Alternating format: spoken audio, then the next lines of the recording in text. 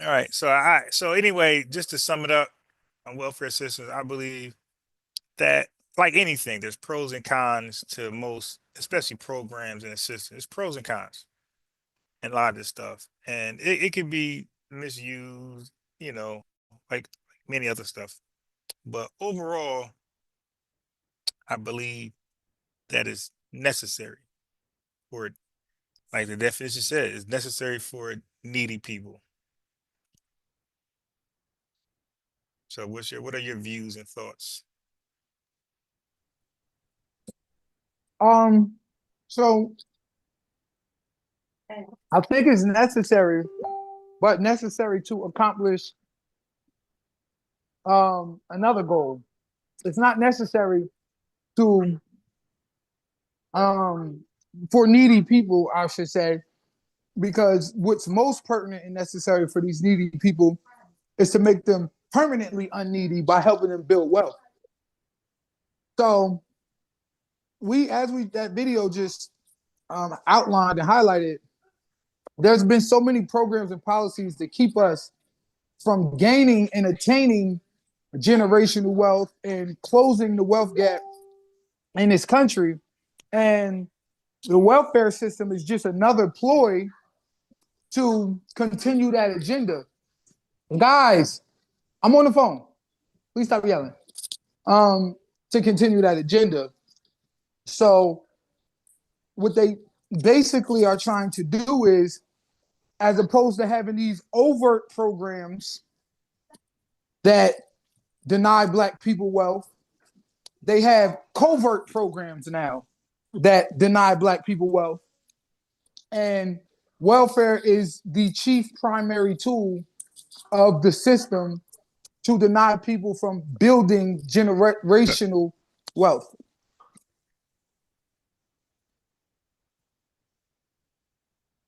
Oh no, no. You got it. I was in the background telling them Oh, stop okay. making It little noises. actually, what it does is actually incentivizes you to be broke. They give you rewards and gifts for being broke and not the chasing the bag, if you will. So as a result, it's just 100% detriment to black people, 100% detriment to the generationally poor, if you will, and we'll never be able to break this cycle or close this wealth gap if we continue to have welfare. Elijah Muhammad said it the best.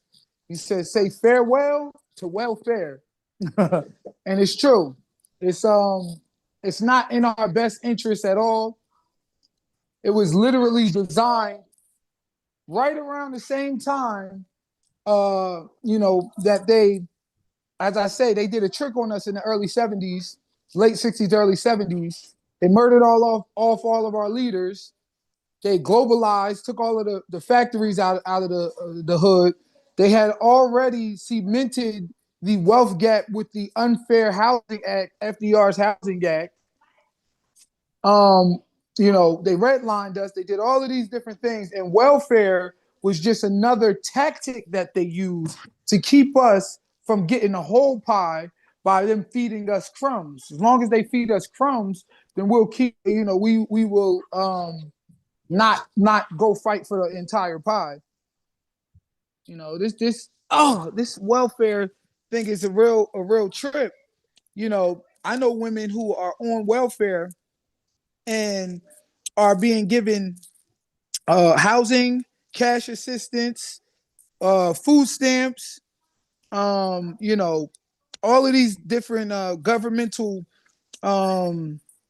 fiscal concessions, if you will. And the reality of the matter is, if they get a job at McDonald's, they get kicked off everything. if they get if I they don't know get about it, that. maybe not Mickey D's, depending upon how many kids they got. But the reality of the matter is, if you gain any type of wealth, moderate wealth, not even moderate, like moderate to low wealth, you get kicked off of everything. I But I don't. you know that they actually got a annual salary range. So I think I know in South Carolina, it ranges, but it can be you can't make over 35,000. Yeah, so for like a like a one bedroom apartment, you can't make over 35,000. I think two bedrooms. I forgot to bring that with me. So I think two bedrooms is 60,000. So I think I'm sorry, a household of one. I said two bedroom household of one. You can't make over 35,000, 36,000. And a household of two, you can't make over 60,000, something like that. Um, There's a little room for like employment. yeah, you $60,000 a year. You can't get welfare in New Jersey. You can't get welfare in Pennsylvania. Not at $60,000 a year. If you're making $60,000 a year, you are above. You're out of the cut. You Are have you to live. sure? Yeah, I'm sure about it.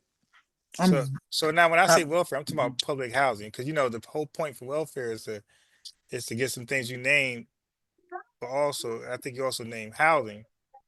So when you get housing, because there's two different type of housing you get a PBV and a PB. So a PBV is a public voucher, and that's for like private residents. So that means that a private developer or a private homeowner who submits to HUD, which is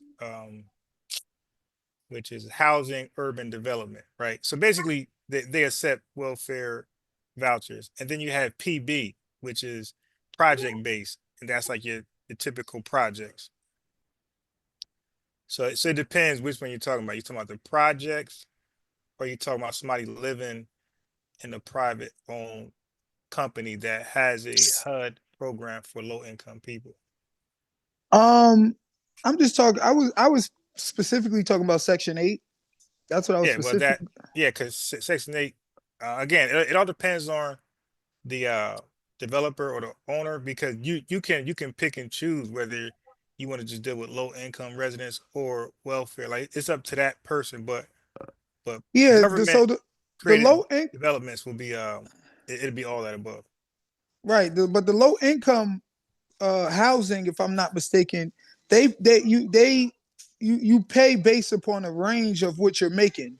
So if you're making, say, 500, uh, let's say dollars a week, right, or like you say your check is $1,000 every 2 weeks, But right, they go by monthly, your or monthly. monthly, right? There we go. So say you're making, $500 a week, $2,000 a month, and Yeah. you got X amount of kids, and they put you on a low income housing.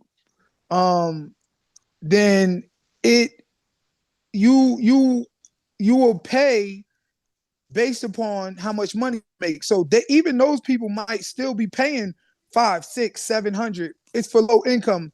They try to, help. I wasn't really discussing that particularly, but even if we go down that base, it's a cutoff for them too because you have to have what? Low income. So it still incentivizes you from having a high, it decentivizes you from having a higher income, right? Because if I'm making 2,000 a month and I know the cutoff is 2,500, I don't necessarily want that raise. I don't necessarily want to get So that second so job. so it's based off monthly income, but the way they gauge it on they gauge it on your salary. I'm not sorry, your salary, your yearly, your annual salary. So that's why I said one household is 35,000 and two households is 60,000. I think three might be I forgot 70, 80. I don't remember. But I know for a fact two is like 60 something and one is 35,000. And so now it's based off that. So of course the closer you are to 35,000 depends on, you know, if you get a 60% cut, 50% cut, or 30% cut on your rent. And this is gross though, right? It's not net.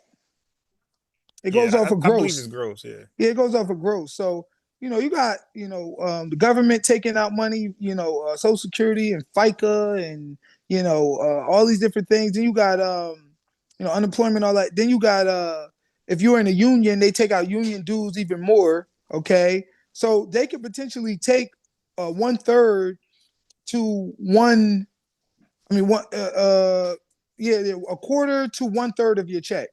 Okay. And then, like, for example, if your job is, say you get paid on the 15th and the 30th, as opposed to every 2 weeks, right? Then what happens is you'll have more days per on your check, and then they'll end up taking out more money because you got more days on your check, right? So you're making only 2 checks per month, as opposed to getting paid every 2 weeks, where some months you might get paid on the 1st, the 15th, and the 29th, right? And you get 3 checks in a month. If you get in only getting paid on the 15th and the 30th, you're guaranteed getting 2 days, 2 checks a month. Then those little extra days that may go on, as opposed to a 2 week pay period, it might be 15 days or whatever the case may be. Those little extra days, you actually, they end up taking more money out, because the more money you make, the more money they take in taxes, right? So when you add that little addendum, and then you add the fact that they're dealing with a gross, okay, then the reality of the matter is, you know, in order for you to fall under the low income area, if you will, to be able to get these particular public assistances, it may look good on paper. They might say, look, $35,000, which, you know, if you, that's something like 3 grand a month, I believe, something like that, like 3 grand a month, but that's gross. Yeah, So if but they taking a 30 at checkout and you end up getting 2 grand a month, that's only $500 a week. So it's still low income. You can't really do too much with that. I'm gonna You find know out what I right now mean? that they go do gross. But you can finish talking. I'm gonna find out. Yeah, you can't really do too much with that. And then you got inflation. Then you got, No, they factor on that. So they factor in that's definitely factor in, and it's based upon like the median income also. So, but all those changes that you're about to go into now, those are all factored in. right. But what I'm saying is, when you add all of the inflation and the food costs, and all of these different things that add, that 35,000, that's chump change. That's pennies, especially if you're dealing with gross and all of the rest of that stuff. So, but the reality of the matter is, it still incentivizes you to be broke. And that's just low income, which is a small subset and portion of the welfare paradigm. The reality of the matter is, a lot of these girls, they apply for Section 8, and they apply for, like, these like the projects and different things. And their rent be like $73 a month and shit. You know what I'm saying? So, and in order to get that, you got to be piss poor broke. Piss poor broke. Yeah, You but know what I'm how saying? much you think they're actually making when they work at Walmart Not or enough to or truly, or not Wawa? enough. Like Not, I don't think they're making 35,000 at Wawa, or if they in Jersey, Walmart. They in another state. I don't think they're making 35 a grand at a Walmart or a gas station. Cause like I mean, those are typical jobs where they're at. all right. So even if you say that working at Walmart, okay, brings you less than $35,000 a Yeah, year, it's gonna which, bring them around. It's gonna bring them away like 22, somewhere like that. yeah, 22,000. Like, I can see that. You know what I'm saying? But once again, they're paying chump change. They're paying pennies. You know what I'm saying? Like, they're paying pennies. So, and once again, we still dealing with the gross versus the net aspect. So, they may make gross 30,000 a year.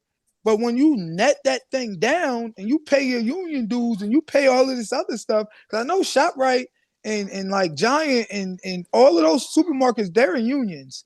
I remember I used to work there. I had to pay union dues. I was working at McDonald's when I was like 14 years old, and I could work 18 hours and get my check used to be $80. They was paying me $5.15 a week. And I'm showing my age. This was years ago. It was like So are 99. you making an argument that they don't qualify, or that they do qualify? Who, the people from Walmart No, I'm that saying work? like your entire argument right now is that argument. Are you suggesting that they're My not argument, qualifying? my argument is that welfare incentivizes you to be broke. That's my argument. You know what I'm saying? Like, even if you say $35,000 in an effort to say, well, that's kind of a lot of money. So they're not incentivizing you to be that broke. You have to realize that when you talk about the gross versus the net, when you talk about the union dues and all of that stuff that's coming out, when you talking about inflation and everything that it costs to live and bare minimum, you still broke as fuck. You still extra broke. You know what I'm saying? Even at $35,000, you know what I'm saying? Like you still broke. You know what I'm Well, saying? Like what if the counter argument was that's the whole point? Like they couldn't even get on if they, because again, by definition, it's an assistance for people who are broke in need. So, the whole point to qualify is to be broke.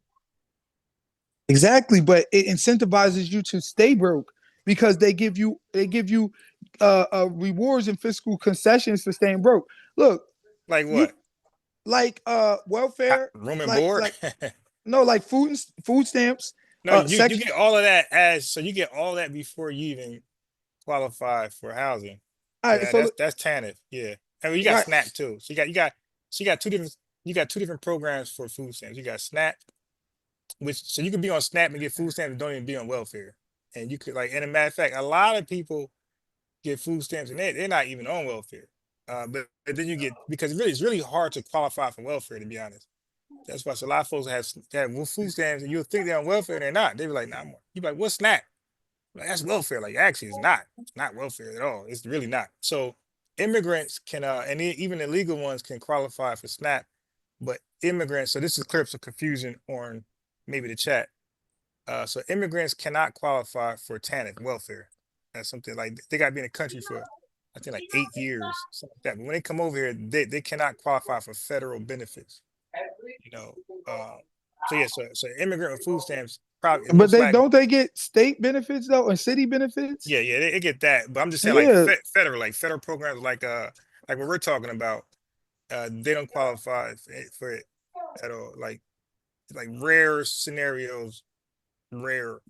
But right off the back, most likely they're dealing with what you just said, city and churches. 'Cause you got churches that don't you can go to a church for assistance, the Red Cross and people like that will most likely help them out, but it won't really be the federal government. Yeah. Yeah. You know, they're from what I'm reading, I'm on the phone, guys.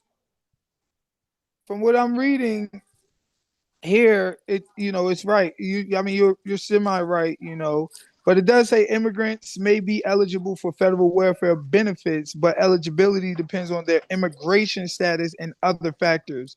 So for So, example, like if they're asylum seekers, that's somebody fleeing from like a crisis at their country, like they may, again, that's a maybe, like because they left under extreme circumstances, so they may qualify. But an average immigrant who just looking for a better opportunity, most likely they're not getting anything federal.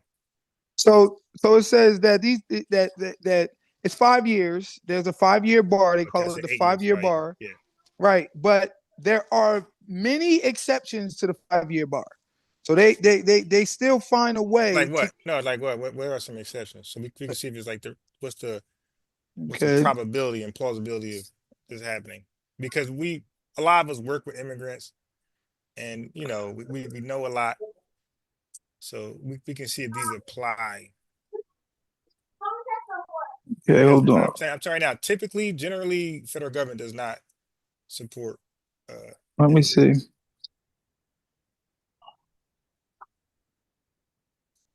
So now their big finesse with us is that they'll say they don't get government assistance, and they're being disingenuous. They're being disingenuous black man by saying that because they know that we only think federal, but we're not considering state and local government. So they'll act like government is all of that.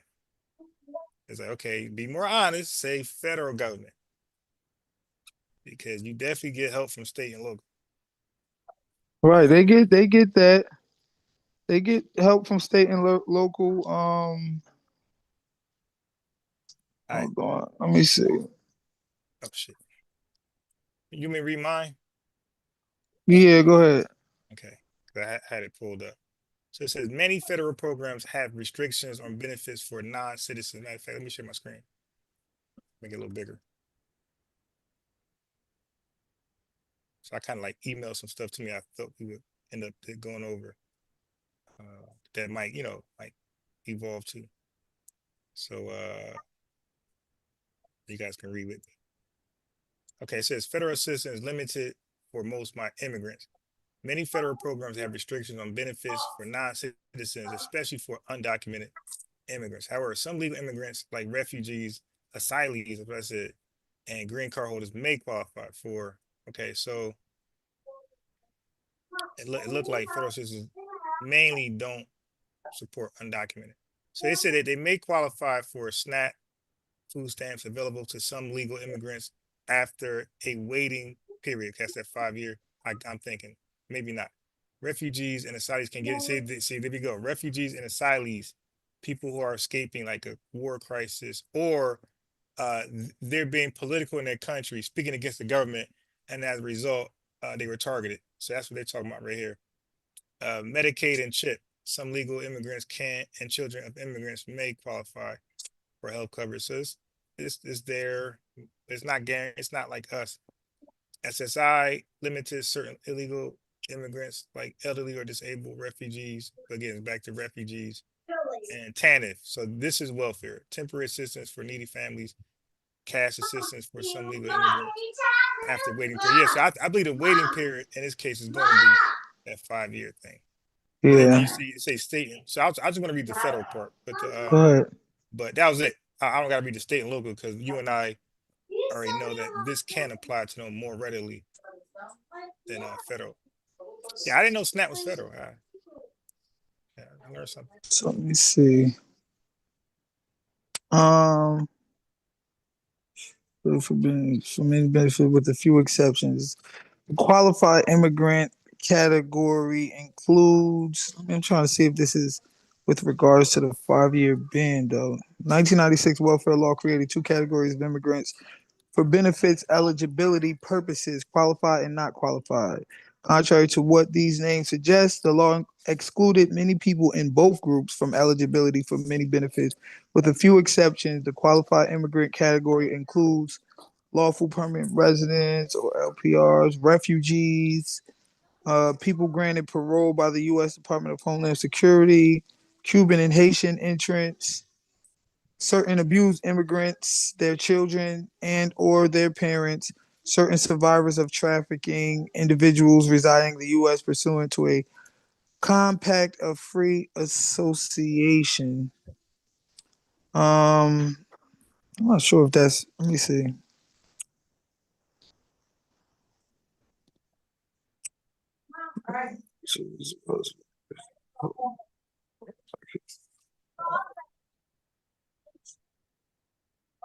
Hmm. I'm trying to.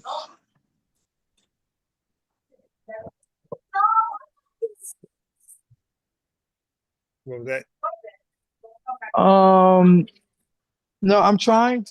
Shut. Hey, hush! Before I beat you. You can't say it on the live. Oh, my fault. Before I beat No, you to no, the punch. no. That ain't for me. That's for you. They're gonna be at your door, not mine. I don't never do that. I don't never do it. I just I mean, but levy. you know these Karens like, hello, what happened? Yeah, I just levy What's that threats. guy name? Where's it go by? If they snitching on people selling lemonade, you already know you got no chance. Right. What did he say? Who are you talking to? How old is that kid? Oh man, this is a pretty. I'm on the phone. This is a pretty long article. I gotta do some more research on exactly what qualifies these immigrants for to elude the 5 year ban. Yeah, Um, so far that I know of that I came across just now was the people again like the refugees and the asylees and the asylum I think they call it workers again like it's people that are fleeing a war crisis like Rwanda or if they're politically going against their like Nigeria, like the Ongi tribe, the Ogoni tribe. right, Like, those people will qualify for immediate benefits because they're not looking for a better opportunity. Like for example, these people are seeing that they can't stay in their homeland. They just can't. It's too dangerous. The other folks immigrate where they can stay. They just don't want to, and they want a better opportunity. Like these people will have more restrictions. Okay. Yeah, because you chose to leave Oh, and there duh, was no my real dumb dire ass. need. I'm sitting there wondering why I can't find it, and that's because I had exceptions to the 5 bar. I'm like, they sending me to bars around the country. I'm like, yo, what the hell? So so exceptions to the 5 year bar in immigration law typically include, hey, I'm on the phone. Stop yelling. Well, we can't hear them. I can't. Oh, you can't? All right, good. That's fine. Babe, I say stop yelling, and you start yelling. Jesus Christ.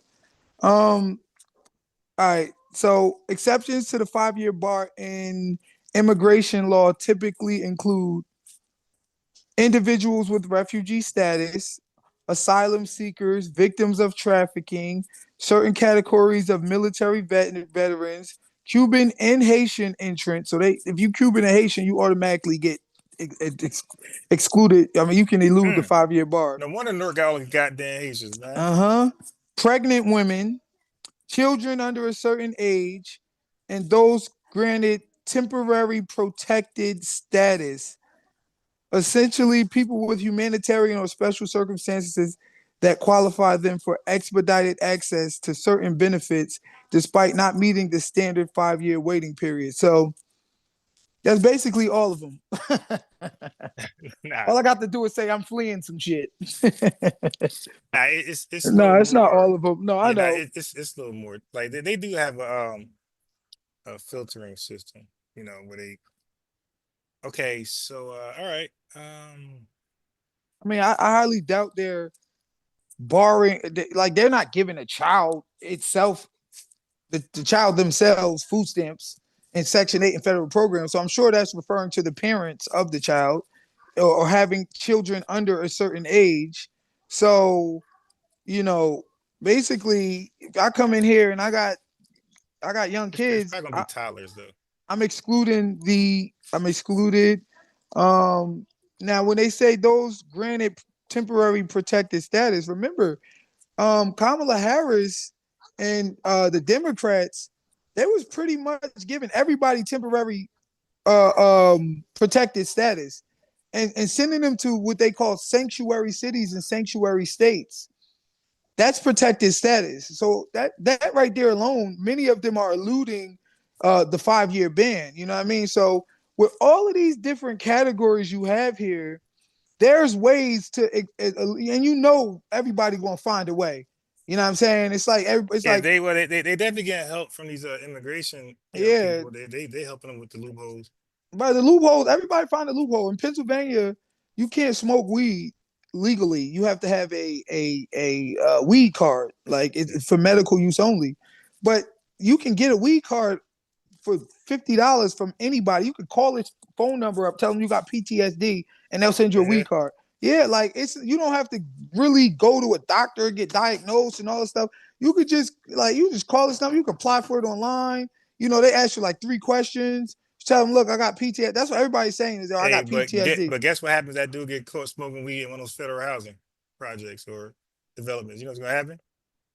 I'm not sure. You work for them, so you They're probably know. gone because federally it's illegal. So they're out of there. Well, that may be true.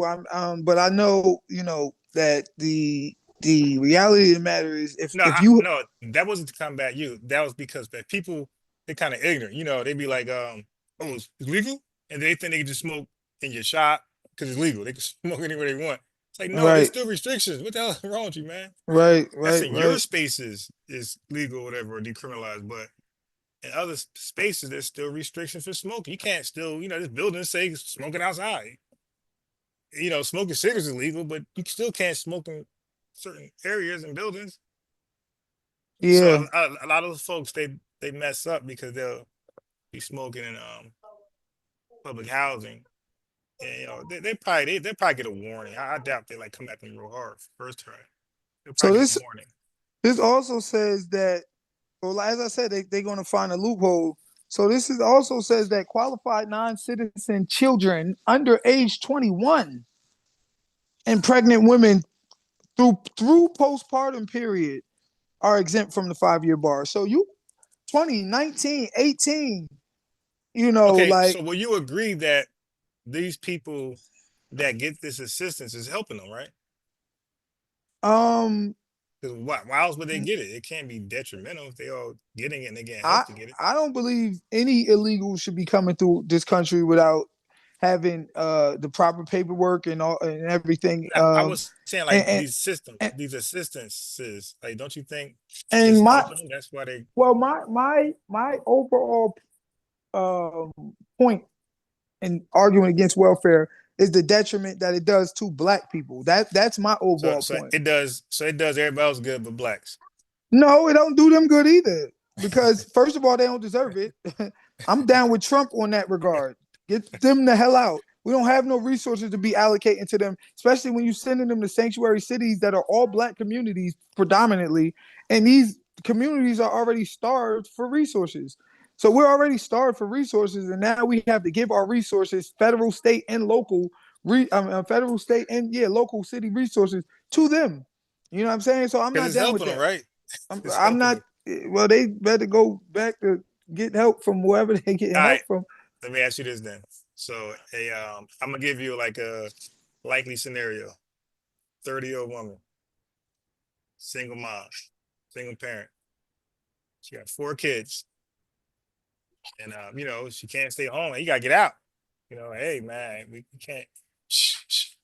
Hey, we can't feed all these mouths and rents due. So now what? What's her options? If welfare is not an option, how does she survive? And how does her kids get fed?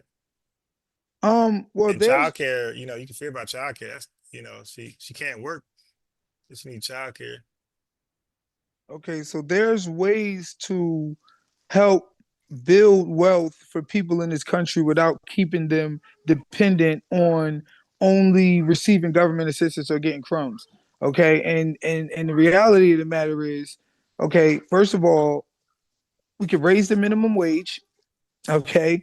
We could give people fair wages. Okay. We can stop allowing these corporate oligarchs and hegemons to come and make billions and trillions of dollars while they're paying people 7.15 an hour.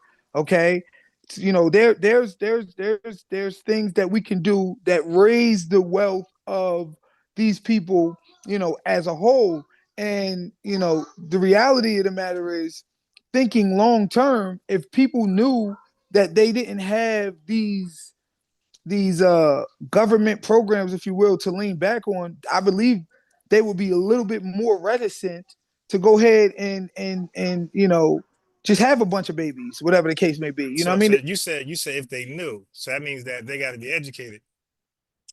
Well, yeah, well, educated, yes, but my argument is that a paradigm for wealth should be created.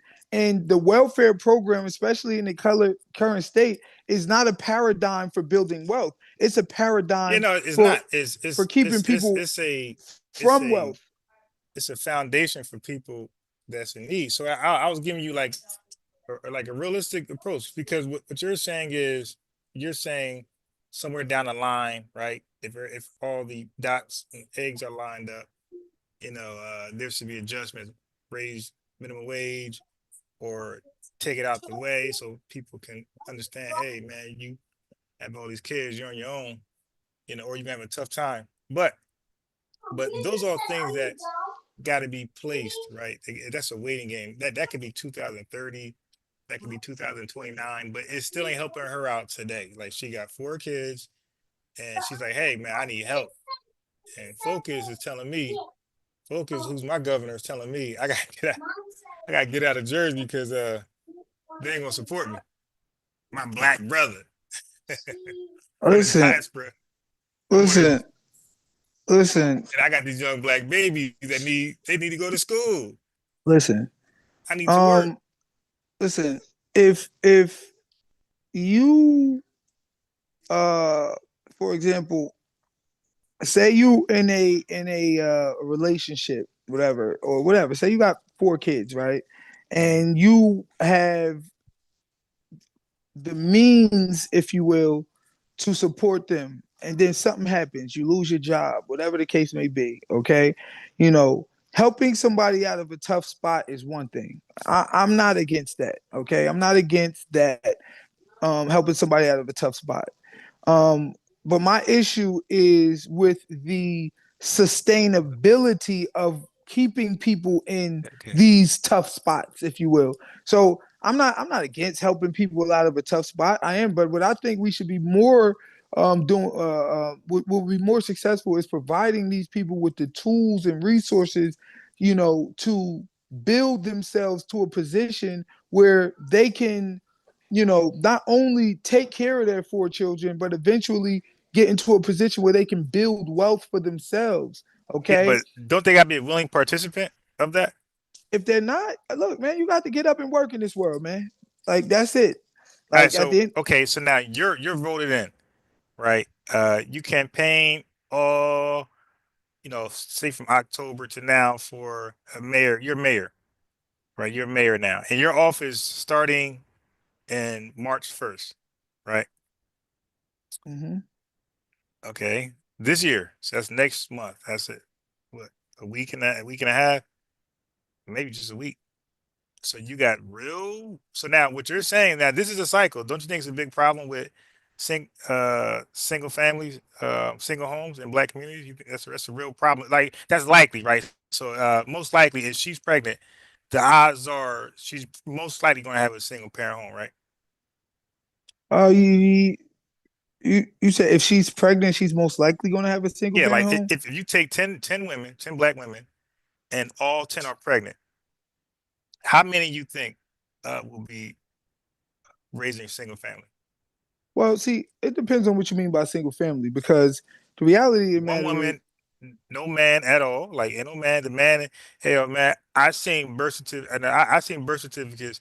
Chick had 4 kids. I seen she had 3 birth certificates, no dad, and one had a dad. So the men are really not involved. Like it's just like one night stands is looking like, or just a fling, boy toy, whatever. But the men are not.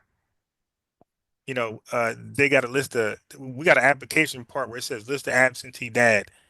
And I only know one woman who actually didn't fill it out, like, because he wasn't absent. But well, most of remember, them uh, were the well, absentee dads.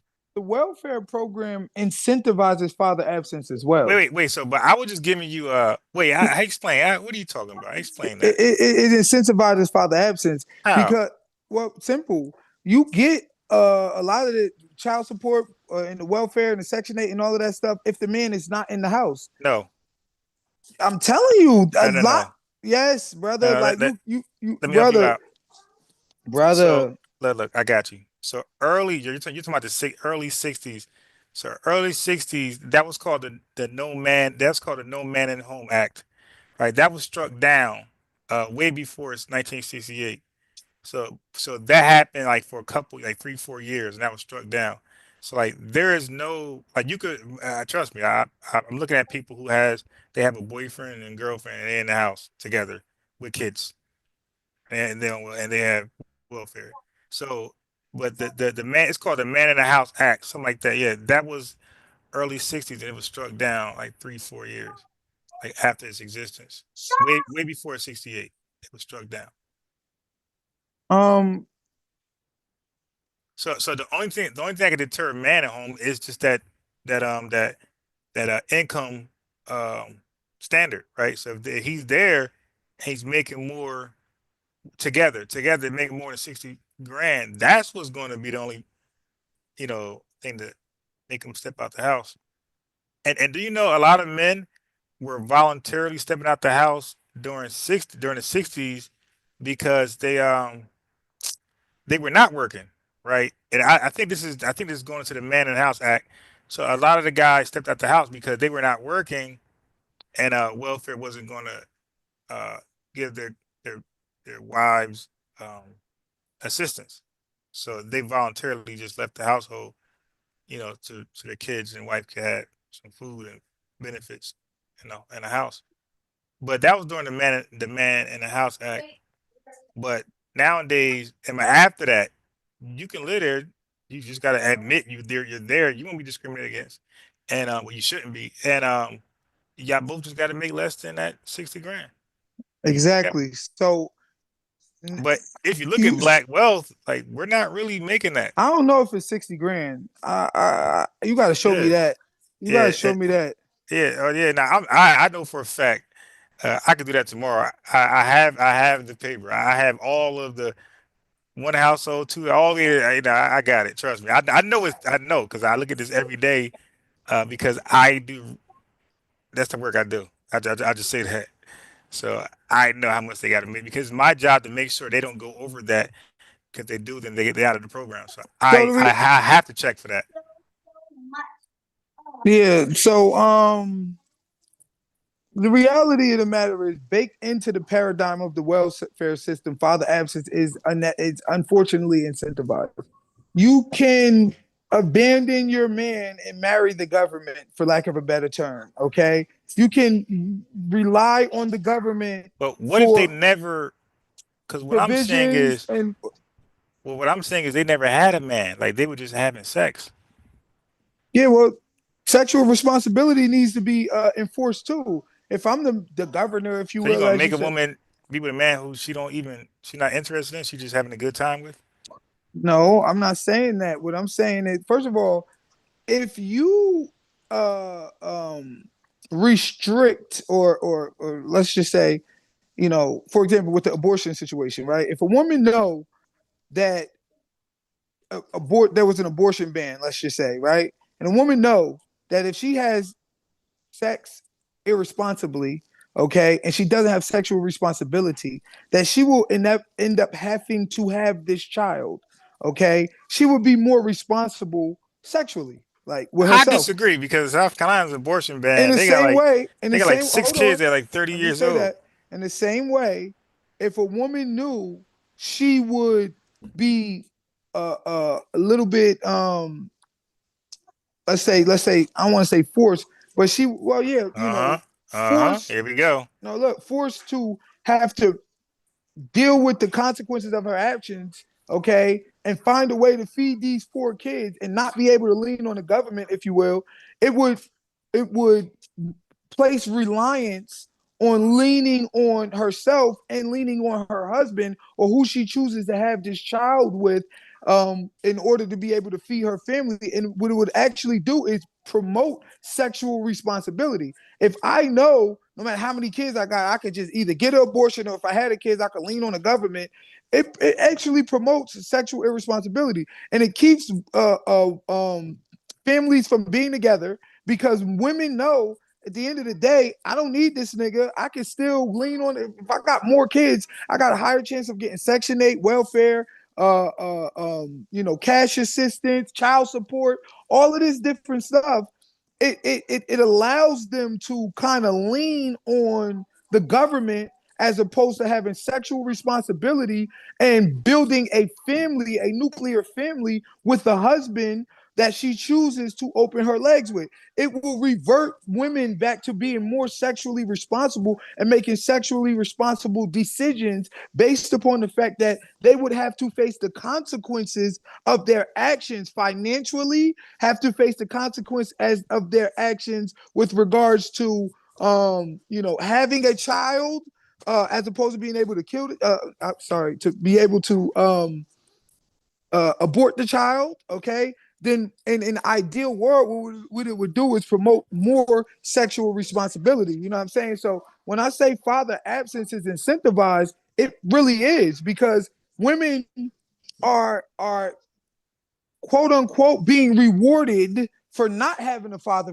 in the house by the government, as opposed to being guided towards building a family, a nuclear family with who she chooses to lay down with and who she chooses to build a family with. You should not be able to just let anybody dump inside you and you Now, just have kids willy nilly and then say, now oh, I would say morally that's you can make that argument, but if you was to do it in legislation, like I think you would be like people would look at you as like pro government as far as like and now we're talking about Britain, like where the government can decide like what's moral, like kind of like China. Hey, you're gonna have this many kids and that's it.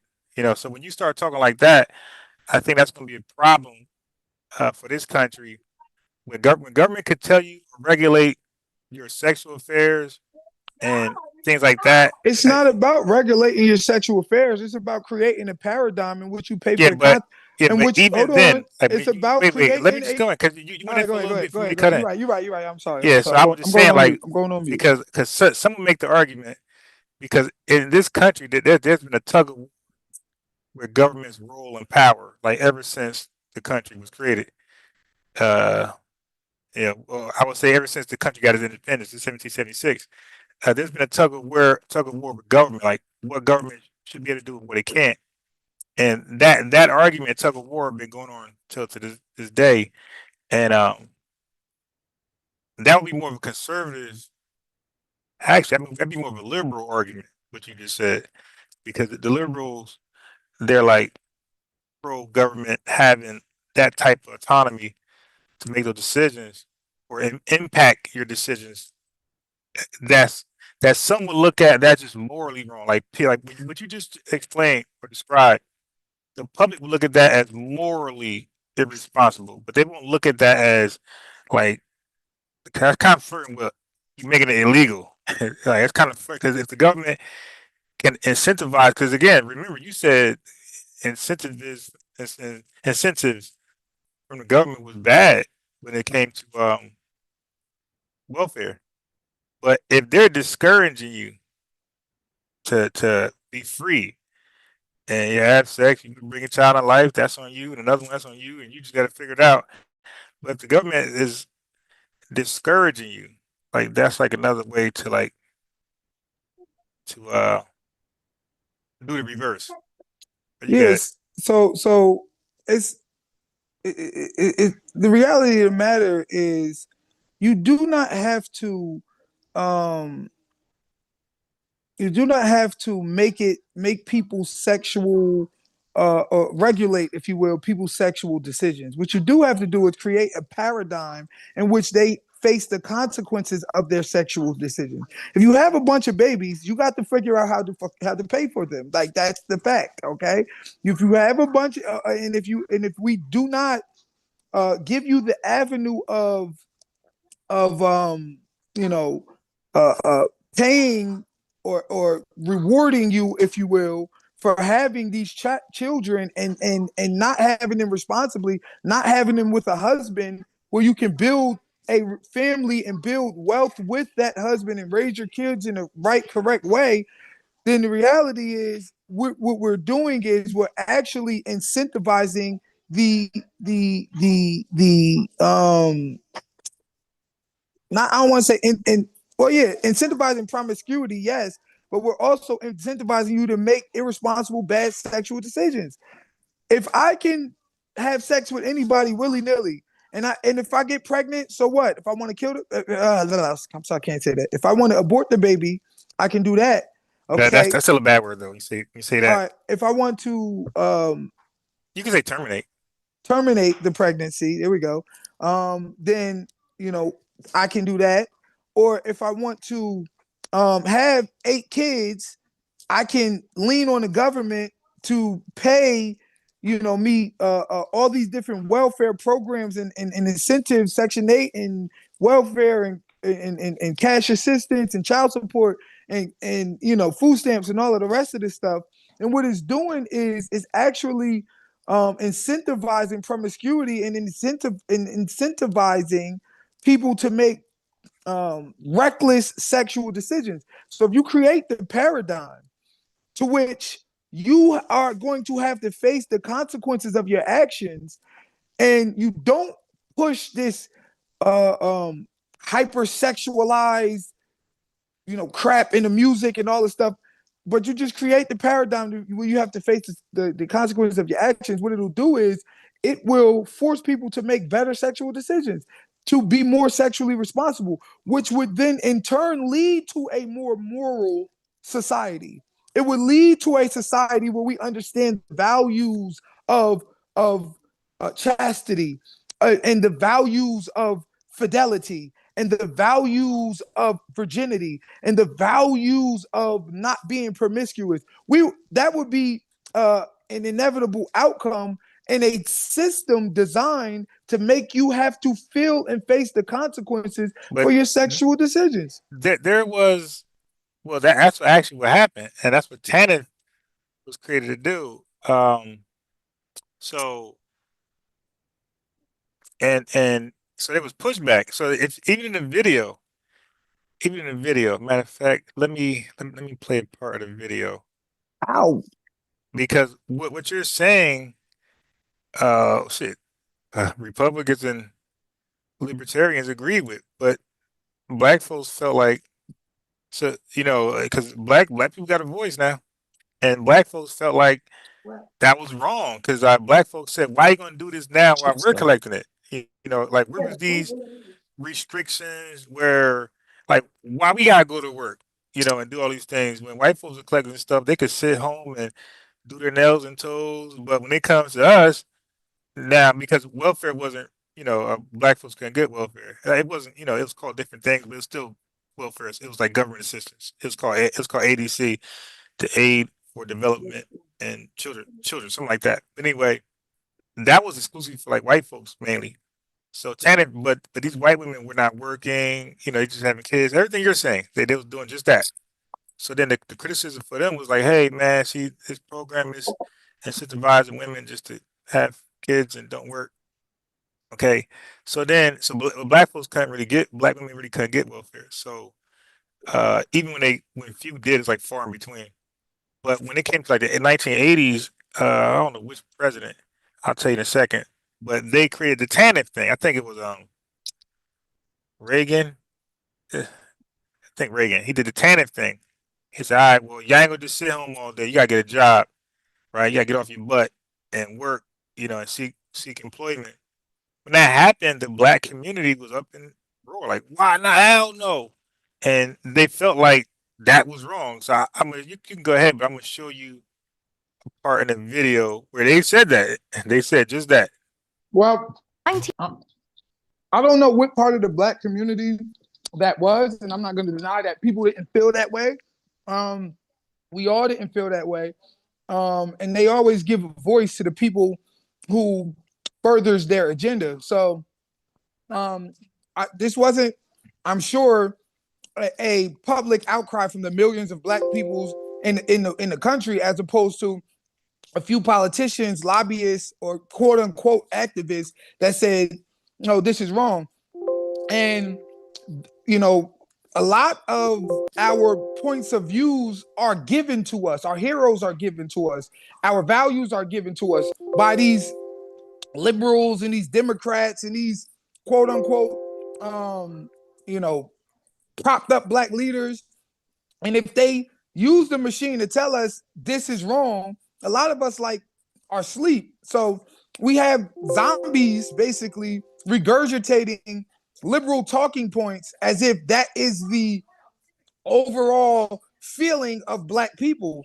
And it may not necessarily be the case. Second of all, did we offer them what the other alternative may be? Did we properly outline the alternative before they made a decision on whether this was right or wrong for black people? Did we offer them the pros and cons before we ask for their quote unquote decision, or did we just tell them what it is? It's like the abortion thing. It was created by racist eugenicists, and they said they were going to use it. The white black people are the face of everything. They put 79% of their abortion facilities in walking distance from the black community. Today, black people fight for abortion more than anybody else. We vote 94% Democrat, and the Democrats are the ones fighting for abortion. We're literally fighting for our own genocide and don't even realize it. So these talking points that are given to us, that we are running around talking about black people just fought for this and black people fought for that. Black people is asleep, man. Black people aren't woke. Black people are being guided into these political positions by liberals, Democrats, and these quote unquote propped up leaders that they give us, that they give airtime to. Okay, who picked these people and made them the talking, the vocal point of the black community? You have a lot of black leaders who are anti a lot of this stuff, who are vilified, ostracized, and trying potentially destroyed by the system in the machine. Okay, You look at certain quote unquote conscious people that we have that argue for a better way for black people, they get zero airtime. Zero. You know what I mean? And then we got Joy Reid on MSNBC and telling us what the black position is. So I don't know who these people are, but like I said, they don't speak for all of us, you know what I'm saying? And the reality of the matter is, we need a paradigm that pushes black people towards wealth as opposed to that incentivize them staying in the lower class. And unfortunately, welfare is one of those programs that incentivizes us staying in the lower class. Go ahead, you can play the video. Yeah, I'm not sure if that's the conclusion from like economists, like even black ones. When black folks talk about the wealth gap, bro, they don't bring up welfare. All right. Because welfare is for the person who's already broke. So that means something else made that person broke. Uh, Not welfare. Now, welfare. Now, when people get on welfare, they got the wrong conception. That's not welfare fault. Welfare just saying, "Hey, this is for the needy. Do you need aid? Here, come over here." But welfare, like nowhere in their mission statement, they say, "Hey, man, we want you to stay here as long as possible and never, accumulate wealth." That's not anywhere on their website. So, like, there's a mentality in some of these communities that fosters, go to welfare and you're good. Like, you got it made as long as you stay there. But that's not welfare. Like that's a whole different So, uh, so world. so the thing is, a lot of these economists or these people that you're talking about that talk about how we got in this position with this wealth gap, they harken back to a lot of overt racist things that put us in this position, and then they try to find a solution. What I'm discussing is the covert racist things because you have master psychologists behind all of this. It's the same thing what I said about abortion. They're up here acting as though, oh yeah, it's just for health. Yeah, It's just health. It's you you healthcare. you can reference that. You can reference that. It's But just but healthcare. I But want to tackle that. At some point. we'll tackle that. But Yeah, they say it's just for healthcare. And if you go on these abortionist websites, even though those that are pro life, they're not really acknowledging the fact that it's underlying covert black genocide. They're not, you have certain websites that will tell you, like, look, they put 80% of abortion facilities in the black community, and the progenitors of abortion was Margaret Singer and Procter and Gamble and Bill Gates' father, and all these eugenicists who believe in this white Aryan master class race and want to wipe all indigenous and poor and unfit, as they call them, people off the place of the earth, right? But that's not going to be on the pro-life website. It's not going to be on the pro-choice website. These are the covert mechanisms that they use. And welfare, another thing that was yeah. created by I think we're mixing apples and oranges, like because master. No, I'm saying it's created by master psychologists to keep us yeah, but you had from mentioned attaining you had mentioned attaining wealth. eugenesis was behind the Planned Parenthood or abortion thing, but eugenicists are not behind the welfare system. Like I mean, like flat out, it's behind the other thing. That's what I say you mix the apples and oranges because one is Hold on, say proven. that again. My headphones came out. Say I that said, again. well, one you mix the apples and oranges because one scenario you showed about abortions and the whole pro-life thing where somebody that an originator or originator supporter of abortions was got some history or some dealings or some affiliation with eugenics, and then like, but you're compared to welfare, which is a bad unfair comparison because the people behind welfare are not known to be eugenics or having some type of affiliation. Like the other person is clearly documented, and they don't apologize. Like welfare don't have that. The reason why welfare is created wasn't for the same reason. Like welfare is created for people after white folks after 1930, the Great Depression. So eugenics had nothing. It wasn't about eugenics in its beginning. So that's just an unfair comparison. You do welfare to abortion. No, you don't understand. Hold on, I'm chewing. Wait, you don't understand why I make the 6%. comparison. But it's still Well, unfair because compared to the one current rate of Mm-mm. 40%. one is I clearly a eugenicist, and one is not. no, but I make the comparison to show you that both are covertly destroying black people. That's why I make the comparison. Yeah. Now, again, see now that there's nothing wrong with having that standpoint, but that is not a well documented proof or fact that you just said. Like that, that's more of your assessment or your analysis, but that is not a documented fact that that either one is doing that, but it's certainly not welfare. So now, if that's your One second. assessment, there's nothing wrong with that. That's your opinion or analysis, but that is not an absolute documented fact. Like where what I'm saying is like there wasn't a report done, like the Kerner Commission, where it said, look, welfare is covertly destroying the black community because welfare is not something you have to. You got to fill out applications. First of all, to even get welfare, you got to qualify, and it's very hard to qualify for welfare. By the way, it's not easy as people think it is because, like you said, you got to be absolutely broke, and they do want your bank account. They if you drive it, they want to know what you pay insurance, whether you got to, and they want to know how you pay insurance. It's not And hard to qualify for it welfare, is bro. All you gotta do it is be is. broke. Yeah, you don't know, but listen, what I'm saying. If you're driving, right? If you're driving, right, aren't you paying at the least car insurance? You said what? If you're driving at the least, don't you got to pay Bia, for stop. Go ahead. at the least? Don't you got to pay for car insurance? Car insurance. Okay. Okay, so how are you paying for car insurance if you broke?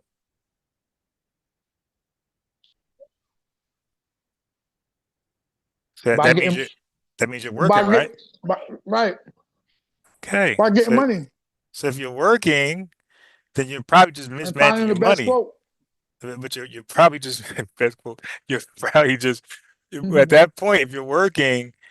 I mean, you can't get a housing one of those and get one of those rooms. Like, why are you here? Because this is for like people, like you said, broke. If you're working, you're not really broke technically. Now you could put yourself in debt on your bills, the debt you get into, but you're not really broke if you're working. No, you are broke.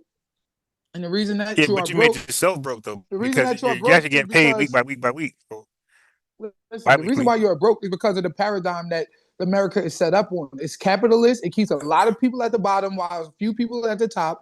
They incentivize being broke through these welfare programs. The minimum wage is super garbage. We're the only developed nation without universal Wait, health care hold on, on the wait. face of the earth. Let me add a Hold on. fact in real fast. Wait, let me just throw a fact in because this wasn't mentioned earlier. We were talking about the income base. So now there's a stat that the average American, this is white or black, the average American spends way too much of their monthly income on rent. So they say like the average Exactly. American spends about 60 to 66% of their monthly income towards rent. So this is why you got government programs like LIHTC. That's an acronym. LIHTC. That's it's called LIHTC. So this was created for those who qualify, um, where the government pays up to 70% of their rent, and they only pay 30%. Now, they still work at Walmart and they still work all the jobs you just said. But now the income they did that they made at Walmart or whatever factory, the income went to their rent at 66%, where they struggle for food and other necessities. But the government now pays for set up to 70% of their rent. And it could even be cheaper than that, depending on what other assistance programs you qualify for. Because you can pay 70%, then you have this 50% deduction. So let's say rent is like 1,600. Well, you can get the 50% split where now you're paying 800, and on coupled with the 70%, so you're paying like $200, something like that, or 150, 80. It depends on how much stuff you qualify, but they do mesh the programs together. They're not separate. You can mix and match them if you qualify for all of them. They don't block you. Now, but my whole point is to you, focus, is that if this person with their uh with their Walmart income, $17, $18 an hour, that was struggling for rent because it's just too rich, it's too much. Well, with these subsidies and these discounts, they're now like their rent now compared to Hey, their monthly income compared to their rent. It's Hey, equivalent to somebody who's making probably 80 grand still afford that same apartment because of the babe, go see what they're discount doing. and things they get. So now, what I want you to understand, the chat understand now, they're behind simply because they're just mismanaging the money. And believe me, chat, they be behind still. So they're paying 30% towards their rent. The government takes the other 70%, and they might have the 50% discount. Not everybody, but people do have that still. And these folks still be 5 months behind their rent. So now we see it's not about them being broke because they have 70% Huh? of the money in their pocket as opposed to 30% of money in their pocket to like handle necessities. And like I talk to people directly and I say, hey man, you got to get a budget list. 'Cause I was like, there's no way you owe this much money and you got this hella discount. And they admit, yeah, I don't, you know, manage my money properly. So it's not that they're really broke. And I Huh? told look, the last thing Yes. I told a lady today, I said, listen, is you would think that you guys are behind rent because you're broke. You're not even broke. You just shopping. You just go. You outside with the ladies. I said, yo, you better go to the club and buy a club soda and let your girls buy you drinks if they want you out that bad. But yeah, like they just shake their head like in disgust because they're ashamed of the thing. So yeah, so they're not really broke. The government is putting more money in their pockets from their checks than you think. They are just mismanaging the money. 1 second. Sorry. I'm eating dinner. Hold on. All right, well, let me go a little more then. Yeah, so these programs, the low income, the lie tick, and these other things out there, puts it keeps more money in their pocket that they would normally spend. So now, Focus said welfare stuff is bad. Well, if it's bad, then this person with those kids will be working at Walmart and using 66 to 70% of their income, their monthly income, to go towards rent where they have little nothing back. Now they're super broke. But the government is saying no, keep so instead of keeping 30% of the money you make for the month, you can keep 70% of the money and your rent is paid. So now what you do now how you know um pay your bills and other necessities with the money you had got left, that's on you. But you're left with well enough to take care of yourself and even put something away. So it's not really so what I've seen from my own eyes, like, oh, so it ain't welfare. Like they just got a broke mentality. Yes, they do have a broke mentality, and that broke mentality is fostered and even um rewarded by the system. See, that's the problem. Now we just going to uh reward you for your brokenness. All right, we mismanaging funds, you're mismanaging money. Cool, we'll give you more. As long as you don't get to a point where you're challenging us as a people for our wealth, as long as the wealth gap remains the same, as long as the median, the average black individual's worth is $2 and the average white individual's worth is 200,000, that's cool with us. Okay, as long as y'all still in the projects, that's cool with us. As long as y'all in low income housing, that's cool with us. We'll incentivize you for your broke ass behavior, for your mismanaging funds behavior, instead of holding you to account and saying you will face the consequences of your bad financial decisions. And what's the consequences that they hold them to? What do you mean that? What's the consequences? Well, the consequences come inevitably What? because What? No, what are they? uh, if you don't work, you don't eat. If So you broke. don't So, build wealth, we're gonna make you absolutely broke instead of a little bit of no, we're not going finances. to make you broke. What we're going to do is create a paradigm. Joseph. Because No, remember, no, no, we're no. not talking about. But what We're if they not don't? No, but okay. what I'm Remember saying though. is because you're saying one thing. That's what you're saying. You're saying that this paradigm automatically get people in shape and they'll think more logically. But I'm saying no, it's not reality. Like some folks and enough No, folks that's is not the end of my paradigm though. I'm not saying just remove welfare and that's it and lead. That's not what I'm saying. There is a different way to spend this money in a way that will incentivize fiscal Okay, so but responsibility, what about sexual okay, but you're gonna responsibility, always have and outliers. create wealth. Okay, but you're gonna always have outliers. So let's speak on just the outliers. The women who just ain't listening. Like I love sex and I'm not gonna be protected. I'm not gonna terminate any pregnancies. I'm bringing them all to term and Yeah. it's whatever. So now these women, according to your model, they just asked out, they just hobos in the streets.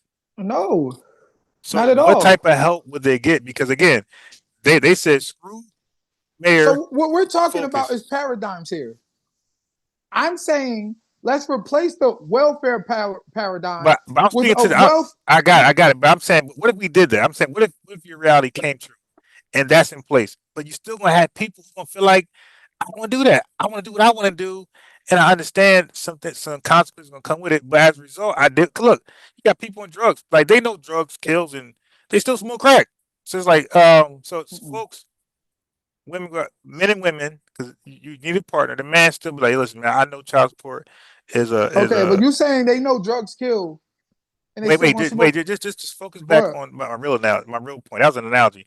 All I'm saying is that whatever society you have, bro, it could be Beverly Hills. You're gonna have people who don't do what everybody else did. They're gonna go the other route, which is the streets. That's all I'm trying to say. That's everywhere. Like not nobody ever all like yes, let's do great. Some people gonna want to uh try something different that's gonna affect their life.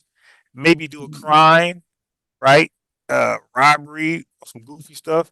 They're 20 or be part of something, part of a robbery. A young lady set some guys. You know, some women, young women would do. They'll set a guy up thinking it ain't nothing, and then they like the guy that killed Fulio. That girl in prison. What about YM Melly ex girl? She in prison. So now these women who didn't really take place in the crime, but they were involved in one way or another. Now they got this huge felony. So now, but she wants kids though. So she got there, have kids, and it didn't work out with the dad. Maybe a poor choice. Maybe he's in jail. So now, but the reality I'm trying to bring you is that the reality, like, what could you keep going away from it? I'm I'm giving you not. so I'm okay, not going away so from I'm it. giving you a real reality. You're the mayor. This woman, she's 30, 4 kids, all under 12. Okay, her family man don't want to endure her. Maybe she got a nasty attitude. The blame game. She burned her bridges. Anyway, the bottom line is that she's homeless and she's coming to the welfare office for assistance. Should in your mind, based on your model, should there be a welfare system to get her housed? No, no, So no, how is she going to no, no, live no. with her kids? These kids? Listen, hold on, He said no. hold on. No, no, no. A He said no, no, welfare. no. Listen to what I'm saying. So I'm, let's say, president, okay? Because we talking about higher ups here, right? So my paradigm would be socialized healthcare, socialized school, which many developed countries have. Okay, send her to school for free. Give her She don't free. want to go, bro. She Hold on. don't. Again, it goes back No, to no, no, no, no, no. Hold on. Time out. Time out. she don't want to go. Okay, so once again, we're talking about somebody who can go to school for free, talking about somebody who can get Medicare for free, and maybe even have housing for a time while you're in school. We'll give you No, but she free. doesn't want to go to school. Like Okay, so she's good with okay, school. all right. This is my point. So face the consequences. So what are You the hold consequences? Like you keep saying hold that, but you're on. not Let me painting a picture for it. say it. I am. Let me say But can it. you just say it? Why gotta be I, a whole it's not. I just said two. speech? It's not a speech, brother. What I'm telling you is this: there is a way for the government to set up No, a but what are power. the consequences? That's all I want to know. The consequences would be if you don't want to go to free school, Right. if you don't want to get free healthcare and No, no, lodging she got health care. She got health care and because she got lodging to for a first son for the time, kids. the consequences should and would be to um, get your ass homeless on the streets and then With 4 kids. and take the kids from you. Yes, that should be your consequences because you have And the four. kids go You, where? To Dyfus? well, the kids, yeah, either they can do that or they can try to reallocate them, whatever it is, diapers for a time, whatever, maybe Damn. in the next, yeah, next few years, whatever the case may be. But if you, that's just a Dang. Yes, that's the consequences of your actions. I'm sorry. Sheesh. If you telling me you have 4 children, Sheesh. hold on. If you telling me you have 4 children, okay, and you don't want to go to free school. See, because what you saying is, oh, they just don't want to go to school. But the reality is the paradigm that we live in, they can't afford it. No, but school ain't for So everybody. No, the reality is, bro. See, we ain't gonna do that, bro. The hold reality is, on. people. Some people just not good at school. They don't want to go to school. They want to just rather No. All right, work or go do get a something trade. else. Get a trade. Do Yeah, whatever. What the but the reality, what the what I'm reality, saying is, let me finish. What I'm saying, because I let that's you not cook. realistic, I man. Yeah, was that's not eating. I realistic let though. you cook. What it is realistic. It's not. Not everybody want to. Some people just don't want to do shit. Like, how about Okay, that? So some people just want to my sit brother, home brother, and brother, maybe do a part-time job. brother, brother. Let me finish, please. Okay. Now, once again, you are trying to reward brokenness, a That's lack not a of it. Hold reward by on. housing her. How's that a Wait a reward? minute, brother. Let me finish. You're trying to reward brokenness. You're trying to reward a lack of ambition. You're trying to reward a lack of You're trying to responsibility. penalize it. Hold on. No, I'm not. If you would let me finish. You're trying to reward a lack of responsibility. If we set up a, as opposed to setting up a programs in this country where you can just not want to go to school, not want to go to work, want to be broke, not want to take care of your responsibilities and your 4 and 5 children that you had because you was sexually irresponsible, and we're going to reward that by giving you free housing, by giving you free money, by giving you free welfare. It incentivizes you to continue to make fucked up ass decisions. So now you're telling me we should be able to reward people who have an I've extreme never lack seen of, that word hold before, by the on, way.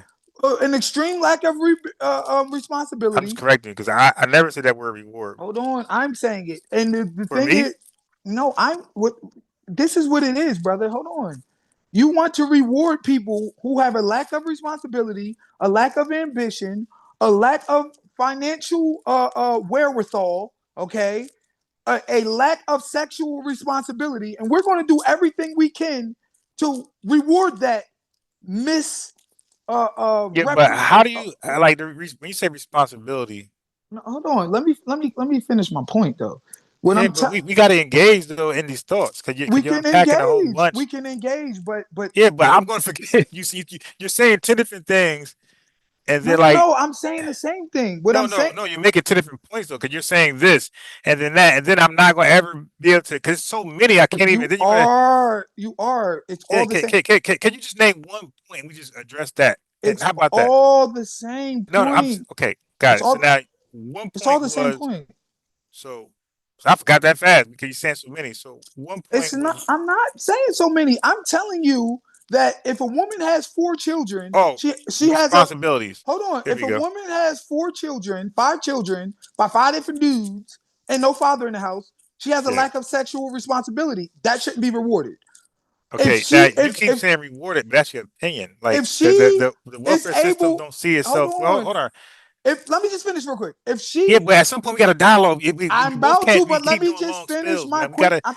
Okay. Let me But just bring it home. Let me land the plane real quick. All I need is 30 seconds. If she has 4 children, 5 different baby daddies, lack of sexual responsibility should be rewarded.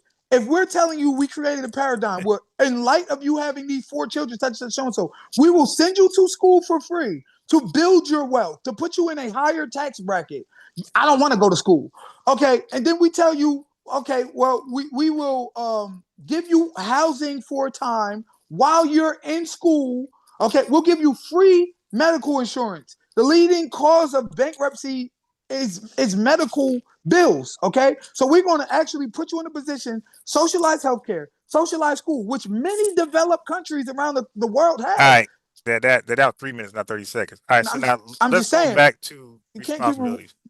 So this because I'm trying to make it like you're painting a picture that's not dealing with. I'm trying to focus on a woman who's right now Thursday night don't have nowhere to go. Right, that's what I'm trying to bring it to a real life situation, not a plan for 20 years later. Or because you're saying teaching folks, that's why like a lot of stuff is like so. like just unfathomable. Because you're saying because this comes with Not education now. unfathomable. Like, yeah, because you're trying to teach somebody to have responsibilities who don't that you claim that don't have sexual responsibilities, and Valerie for somebody who don't have it. Okay, so but you can't teach them in 2 seconds or even her lifetime. Maybe she got to be older, 40 years old to hear this stuff. But at 20 years old, she nobody ever taught her about what you call and what Valerie agrees with sexual responsibility. She never that means nothing to her. Nobody ever gave her that option or showed her something like that. Like she grew up believing as most people, most black people, men and girls, girls and boys grow up with just, hey man, like go out there and just live your life. Like they're not being taught, hey, sexual responsibilities. Like they're taught, hey, go have your life. They're not taught, hey, don't have no kids until you're 25 or And 30. my Like problem is the way that they're taught. My right, okay, problem, but the thing is, but guess what? That's when you problem for the next 30, 40 years. That's going to keep happening. Nothing. no, it's not, So what's he said no, dude. bro. So what? You have to Wait. So understand. it's 43. It's 43. Cause like you're just saying blanket things No, that's gonna I'm not cover saying 43. Yeah. blanket Oh things. yeah. Okay. I'm telling you about paradigm. What we're talking about Right. is But the I'm saying welfare cool. paradigm and how it I'm negatively speaking about, affects but that's it ain't gonna change. us build. But Okay, it's what okay. But you being it's there. pessimistic? You being pessimistic about No. I'm speaking what about can reality. change? I'm not being pessimistic. No. It's not. I thought we were It's having not a gonna change in two dialogue. years. Is it? I Is thought it we gonna were change in having a 2 years? dialogue. Is it gonna change this year? Is welfare gonna change this? No, it's not. It's gonna be I welfare, thought man. we were having a Okay. dialogue. Right. Okay, But we're not because you keep painting these paradigms you keep using, and I'm speaking about today, this year. You have people. Um, like I said, that's why I keep saying you're the mayor in March. What's on your table is should we continue with welfare or should we have people listen, suffer the consequences that you're li- saying? listen. Um, we have been living in a welfare state for the past 50 years. Of course, now you will have people who are bred by this welfare state who we will have to make sure that over the next whatever 10 years, 20 years, whatever the case may be, that these um welfare programs are properly weeded out so that therefore we can interchange the welfare paradigm with a more successful paradigm that's conducive to us building wealth as opposed to staying on the lower class. So what we're talking about here is the overall paradigm, and is it a detriment? We're not talking about anecdotal You the one experiences that of mentioned the Valerie. first one. We're not talking about the anecdotal experience of Valerie. What we're talking about is the Valerie actually agrees paradigm. with you. You talk. Oh, I thought you was talking about a hypothetical girl. Oh, no, thank you, Valerie. I thought you was talking about the hypothetical girl who needed money today. I thought that's what you meant by that. But No. what I'm talking about a. I didn't give her a name. I just said Oh, I'm sorry. Well, of no name. We're not talking about the anecdotal experience of no name. What we're talking about is the paradigm in itself. Is this a paradigm that is set in place for hundreds of millions of Americans that is conducive to us as black people, as lower class people, building wealth or keeping us in this lower class position?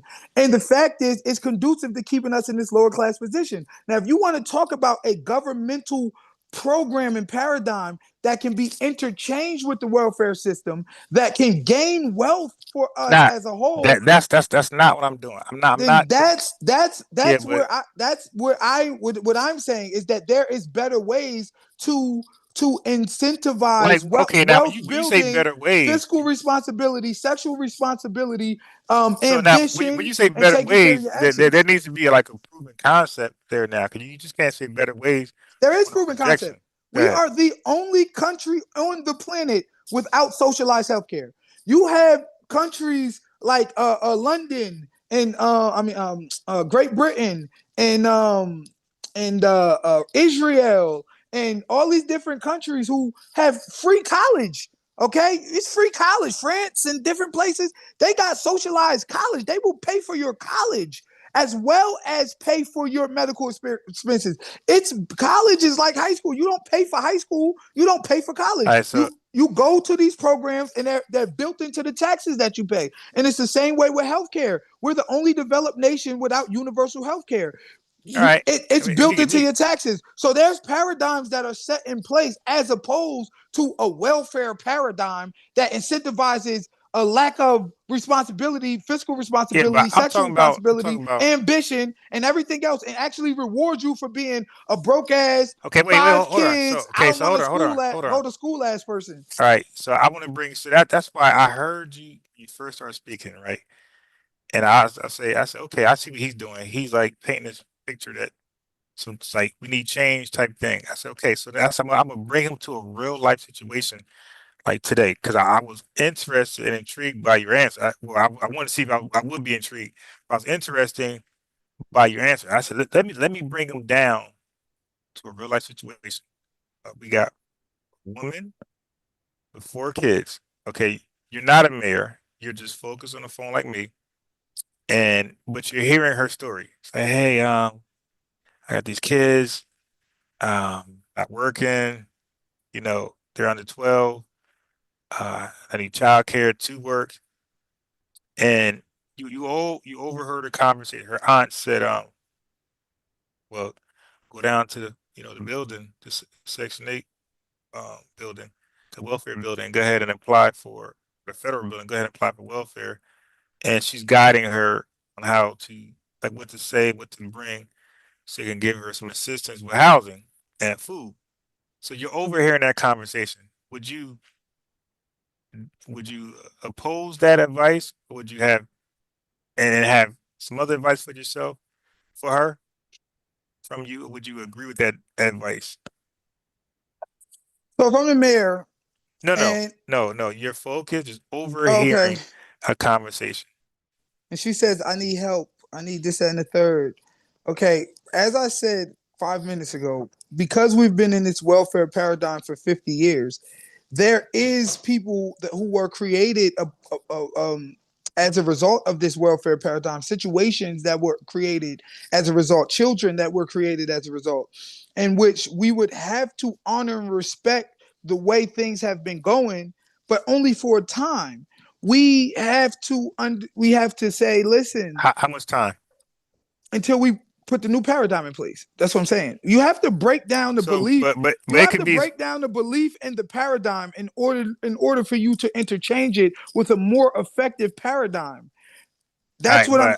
but okay. So yes, there's an anecdotal experience of Nah, Valerie. and I'm just saying 2025 experience with young women that's coming to these buildings with kids and they want housing because they understand that they're gonna work a 18, $25 hour job, uh, and they got 5 kids I mean, and if you want me to answer the question with only in respect of the paradigm that exists and it's going to remain in existence, then yeah. of course, right? Then of course you're going.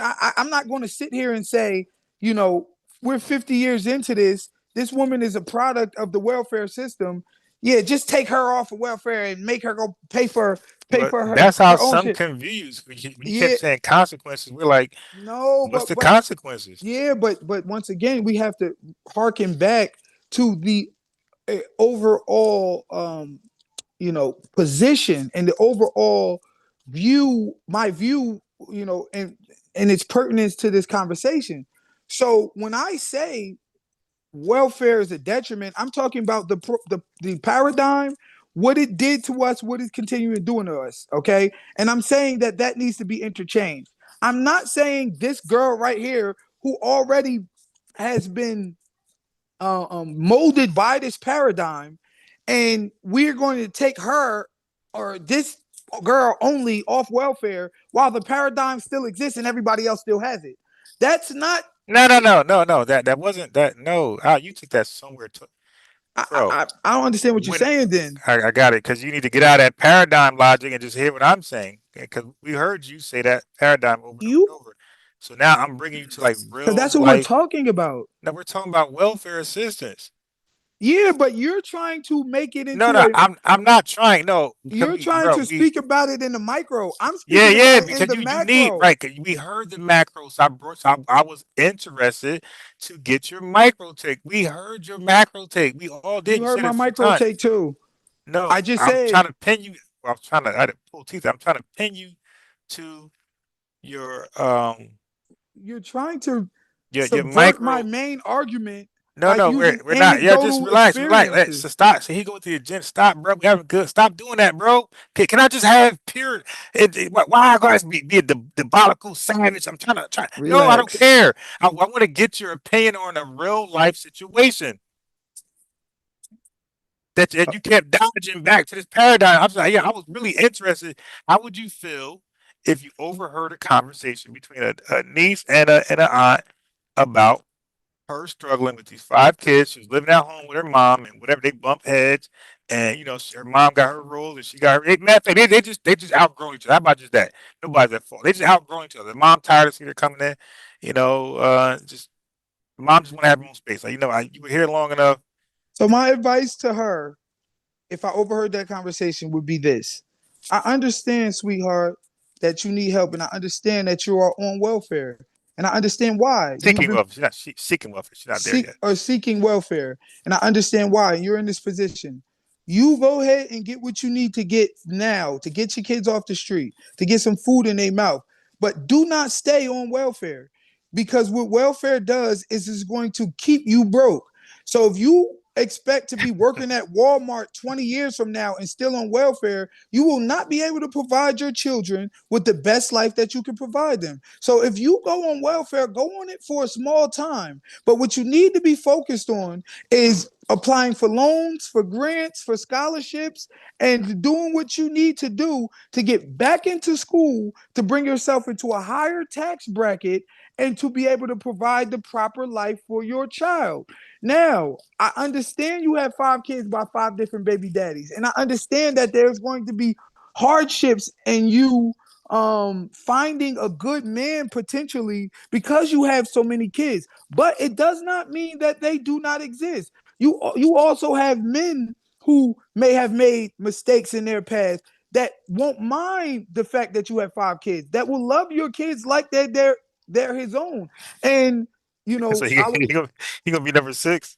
no, I would tell her, look, men are incidental. They're a byproduct of the moves you're making as a woman. And the same thing with men. Women are incidental. They're a byproduct of the moves you're making as a man. As long as you keep on refining yourself, as long as you keep on having self-improvement, you'll be able to remove some of the mistakes of the past and find a higher level of man to um align with you and enjoying with you, and then you guys can build an empire together. Do not be one of these women out here who says, I don't need no man, I can do it on my own, but then you rely on the government. Don't do that. That's not a path that's conducive towards your children having the best life. That's not what you want. You want to work hard to put yourself in a position to where you can abandon welfare and you can seek higher tax brackets. You can seek more money and you can do it freely and independently and without fear of being removed from Medicaid, removed from food stamps, removed from Section 8. You don't want to live there because in order for you to live there, you have to resign yourself to being poor. And that's not what you want. You do not want your children growing up in poverty. You do not want your children growing up without options. You want to put yourself in the best position, regardless of your past, to put yourself in the best position to grow, to be better. That would be my advice to her, okay? Anecdotally, singularly to her. Do what you need to do for now, since these programs are available to you. However, these programs are also covertly designed to keep you broke. They're also covertly designed to keep you out of reaching the upper middle class. They're designed to reward a lack of ambition and a lack of drive and a lack of educational responsibility and a lack of sexual responsibility and a lack of fiscal responsibility. They're designed to reward lack of responsibility. Do not fall into that paradigm, sweetheart. You can do better for yourself. You can do better for your children. You can All do right, let me get better in for there. your future. All right. So now those things you said about welfare, those are not in any. If you look up TANF, none of what you said about TANF is in any, like you said. Hey, it's designed to keep you poor. TANF bullet points and are the absolute opposite. So like what you just said would be like your personal assessment on welfare because nothing No, I in never mentioned TANF just now. I said no Section no 8. TANF is I said welfare. food stamps. No, TANF is TANF replaced ADC, the A for dependent children. TANF replaced Okay, that. call So it what like you want. no, it is no ten. When you say TANF, you can't get TANF without being on welfare. They're No, that's like fine. I wait, understand you. I understand. let me just respond. Yeah, so my fault. Yeah, but for you guys, TANF is welfare. Okay. So anyway, so if you're looking for help and you go to the welfare office, they're going to make you sign up for TANF. So TANF is pretty much welfare. You know, you can't get any welfare events without being a TANF. Signed up with TANF. It's an acronym. Anyway, I think it's for the needy family, something like that. It's something for the needy family. But what TANF does is what it's supposed to do. It's just what their focus is and their mission statement, whatever things like that. It's the opposite of what you said. Nothing about TANF is incentivizing, not directly, uh, anyone to stay on welfare. Nothing about it. Now that might be people goal when they get on welfare. Because again, welfare is for people who are in need, and it's a good foundation for you to do better. Because people have gotten on welfare, then got off, and now they're doing great because they use it for what's intended for.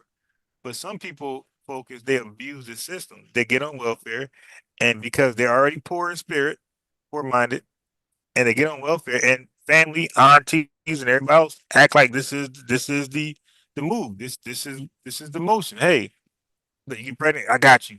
Go down to the office, do this, do that, and like they really share it. And I heard this for myself. They teach it, so it's just welfare ain't doing this. This is taught in our homes and in the streets, and Yes, baby. maybe so. But TANF, it focuses on Uh huh. employment and self sufficiency. Okay, so now look at some of the criticism of TANF. Some of the criticism. Like they I don't know if you help done. you. I'm sorry. Go ahead. I'm listening, brother. Go ahead. Nah, because I want you to, so you don't. I mean, so you kind of get it a little bit. So Yeah, no, TANF. my wife was just adding to the point, adding to my point, because she was listening too. But Okay. I go ahead. I'm gonna mute All this, but right. go ahead. Yeah. So let her listen to that. So TANF is designed for employment and self sufficiency because it replaced ADC. So let me just first tell you the problem with ADC, with America, especially white America, had a problem with. So ADC was the Aid to Dependent Children, ADC program, which was part of the Social Security Act of 1935, was a key component of the U.S. social safety net. Okay, over time, it evolved into what we now know as TANF, Temporary Assistance for Needy Families. That's TANF. Following major welfare reforms in 1996, pushback against ADC, watch this, pushback against ADC, Aid to Dependent Children, and similar programs has come from several sources over the years, often centered around concerns about the program structure impact on families. Key forms of pushback included critics like Focus, particularly from conservatives and libertarian circles, argued that programs like ADC created a dependency culture, discouraging work and personal responsibility. They contended that providing financial assistance without strict work requirements or time limits time limits could encourage families to remain on welfare rather than seek employment. Now, this was an outdated thought because this was just with ADC. So TANF addressed that. So TANF said, "Yeah, you're right. That's some fair points." So now let me fast forward to TANF. So TANF said, "You're right. So we're going to focus on employment and self sufficiency."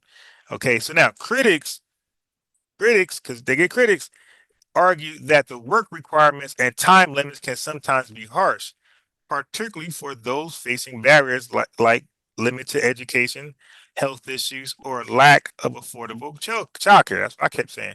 Some families may face difficulty finding suitable work or staying employed long enough to transition off the program. Okay, so now, I'm done after this. So the overall, the agenda of the TANF is to provide both financial assistance and job readiness programs. They have those job programs, talk about that schooling and job readiness programs while reducing long-term dependency. So it's actually going against everything you said it was. It says while reducing long-term dependency on government aid by ensuring that mothers and other recipients engage in work or work-related activities.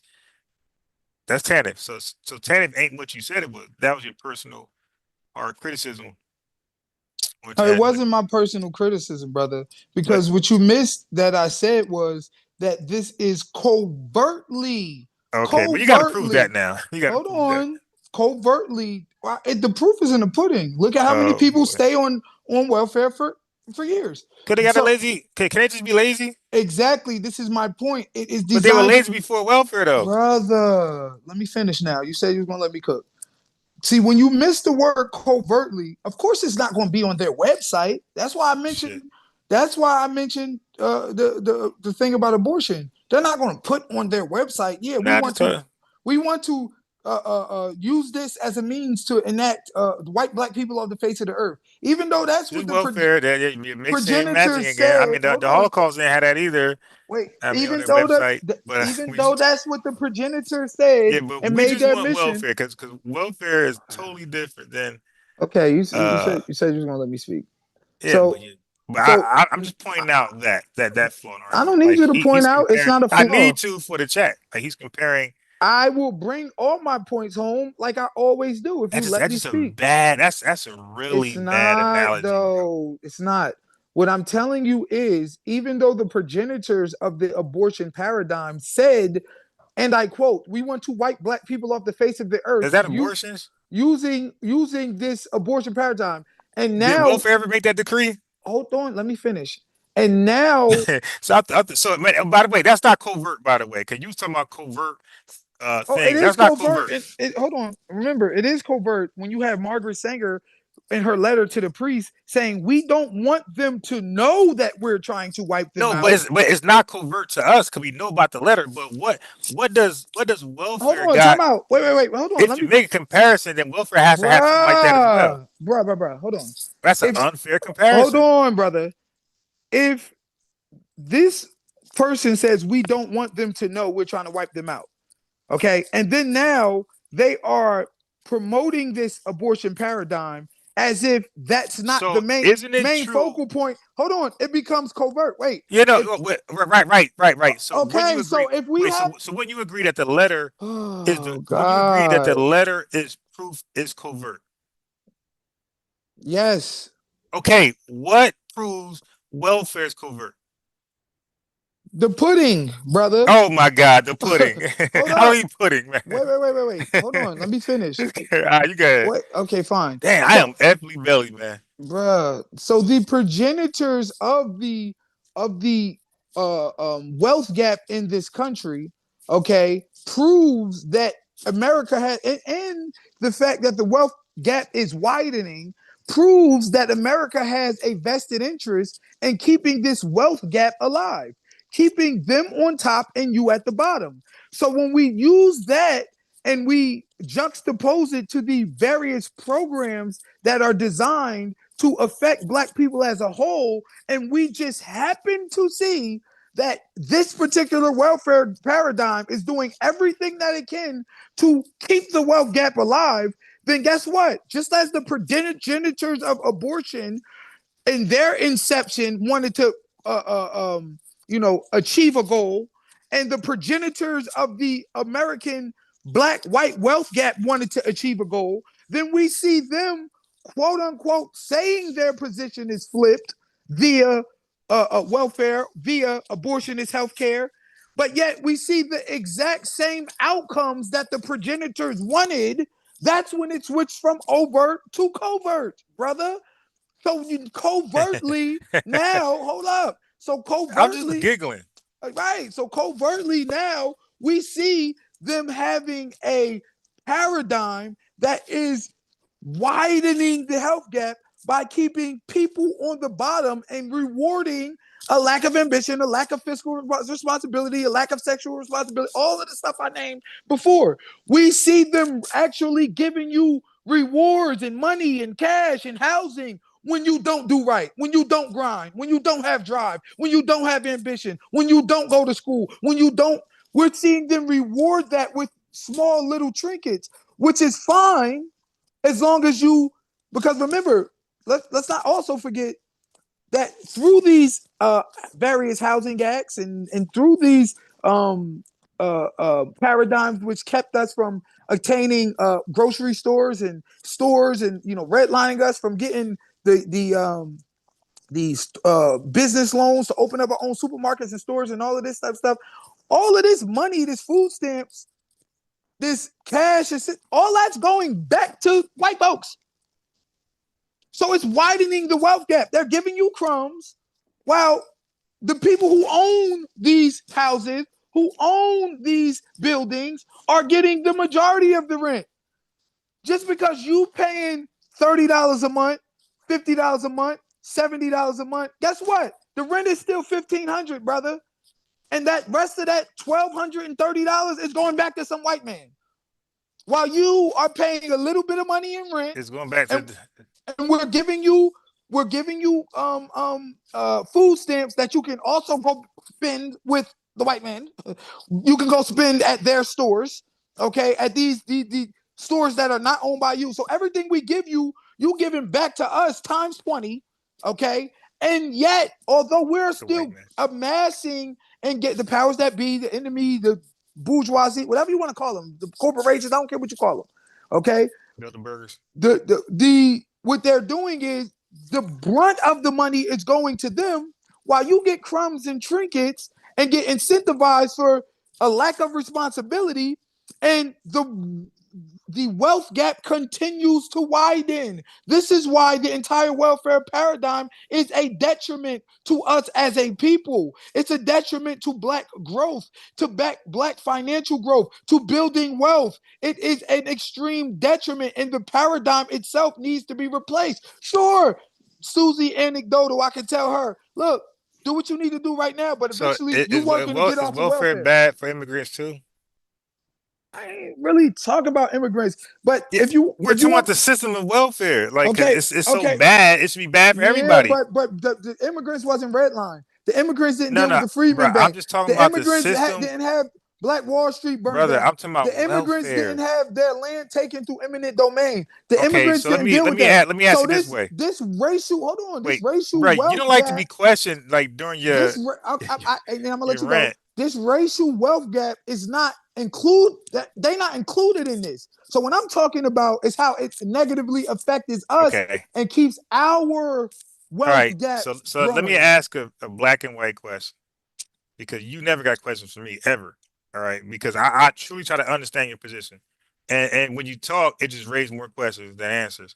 So now, sir, do you believe welfare negatively affect just Black people, or do you think it negatively affect everybody across the board? And if it doesn't negatively affect white people, how does it help them?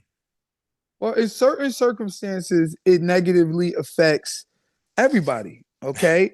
In certain circumstances, because once again, it keeps you from building wealth, it keeps you from growing, it keeps you from putting your family in the best financial place financially, from putting your children in the best place that they can be financially. But it affects us a lot more because we're the brokest. We're the ones at the end of the wealth gap. So therefore, we need welfare more percentagely. Yes, there's 13% of us, and there's 70, 60 something percent of them. So numbers wise, it might say, well, a little bit more of them are on welfare, but percentage wise, we far outweigh them when it comes to us being on these government. What if I told you that welfare was welfare created programs? Hold on. Let me answer your question everything first. can't be a speech, bro. Come on, like. But let me answer your question first. Yeah, but everything can't, bro. Come on, bro. Because all right, go ahead. Yeah, I'm just saying, like at some point we gotta have like just dialogue where I say something, you answer, and then you could answer. Go ahead, brother. Because that means that we'll never get to the bottom line of the thought. So now, what if I told you welfare was created as a means to provide a safety net to reduce poverty. So again, it's everything opposite than what you're saying. What if welfare was created as to a means to provide a safety net to reduce poverty and ensure that people who are facing economic difficulties or life changes had the basic support they needed to survive and eventually thrive. So it wasn't there to hold you in survival mode, it's to hold you where you can pull your bootstraps up and then eventually survive. So that means that got to be on you. That you got to have that in you. It reflected the idea that no one should be left without assistance when they are unable to support themselves due to circumstances beyond their control. So that's what it was created for. Is that it was for people that are faced with tough times that's beyond their control, and it was to give them a safety net. All right, and I keep saying foundation or building block for them to start on. So now they can stop worrying, stop working over as much overtime, getting a second job. I can stick with one job because you don't got to worry about housing for a while. You don't got to worry about food for a while. Now, while you're on welfare, like I told somebody today, you know, start saving up money and start trying to get off welfare. Okay, so these are simple conversations that you can have with people and just, hey man, look, you're not supposed to be on here forever because this ain't welfare telling this. This is them believing this, and they believed this before they got on welfare. But I'm done. Okay, so I really don't care what it was created on. First of all, I care what how it's affecting us now. That's first of all. Second of all, are you talking about the welfare that was created to help people get past the Great Depression? That provided a safety net for those That's who. why I asked you, was it bad for everybody or just black folks? And you Okay, said it was bad for everybody. I said in certain circumstances it's bad for everybody, but I said it negatively affects us way more, and we see that it is doing way more to destroy black wealth than to create Yeah, it. I don't see that. Okay, so it that's what's happening. Okay, because the as we all know, the racial wealth gap is widening, and It's because of welfare. when you have hundreds of millions of home loans over a 30 plus year period that were given to white people only in a racist, illegal, immoral act, okay, FDR's Housing Act, and placed black people in a severe hole when it came to gaining wealth in the country. We weren't able to bequeath these homes. We weren't able to build equity on these homes. We weren't able to grow our finances through natural progression of what homes are worth when the in the 30s as opposed to now almost going to 2030 100 years later when these same homes that was worth 4 and 5 and 3 and $2,000 are now worth half a million 1.2. The property that these homes are on, the property value is raised because of the neighborhoods that they're in. The all of this negatively affects black people more because we didn't have the housing, because we didn't have the financial backing, because we were redlined, because we were stuck into these small communities, these hoods, these ghettos, and not given proper access to wealth. Then as a result, it placed us disproportionately in a position to rely on welfare, to need welfare, and then it incentivize us more to stay in this broke position because these things were being rewarded. So as I said, first of all, the welfare that was created to as a safety net for them more than you. Okay, and then second of all, when the paradigm shifted to uh, uh, um, affect you, it adversely affected you. When we were allowed to partake in these governmental programs and everything, it negatively and adversely affected us. It widened the wealth gap. It kept us broke. It kept people from having ambition and growing and drive and building themselves. So regardless of what it was created on, what is it doing now? And they'll tell you on their little websites, oh, Oh damn. this is why it was created, and that's why I harken back to the abortion point.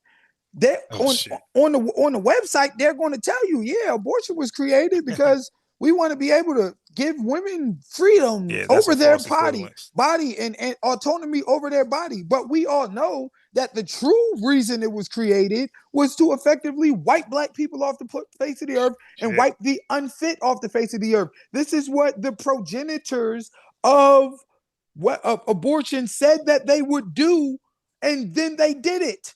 And now it's negatively affecting us after they put 80% of their abortion facilities in our communities. It's Do negatively you mind affecting us. finishing up on We have now this a one? higher abortion rate, just like we have now less wealth. So sure, they're going to tell you, well, we created it as a safety net and this, that, and the third, and make it look all holy and make it look good, just like So they're lying.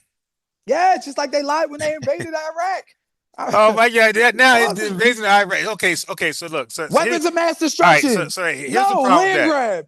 All right. So I here's the don't care problem with what that. they say. What I All right. tell, what, So the reason why I say it's a what is false it equivalence. done? The reason why I say it's a false equivalence, because what he's doing, ladies and gentlemen, he's saying because white folks lied about A, that means that almost anything I disapprove of, I can pin that to white folks lied about this as well. That's not what And I'm and I saying. just can cherry. Well, that's you, bro. You're doing that. You said because they No, lied, because you got a problem with abortions or the invasion of Iraq, the excuses for that. Then your disagreement with welfare, it has to be tied in the same root of just white folks just lying. So when white stop folks go to report, oversimplifying my point so when white and folks stop go, okay, convoluting all it. right. So That's let not me what I'm just do saying. this real fast. I'm not saying that. So I'm saying they lie on their website, so fuck their website.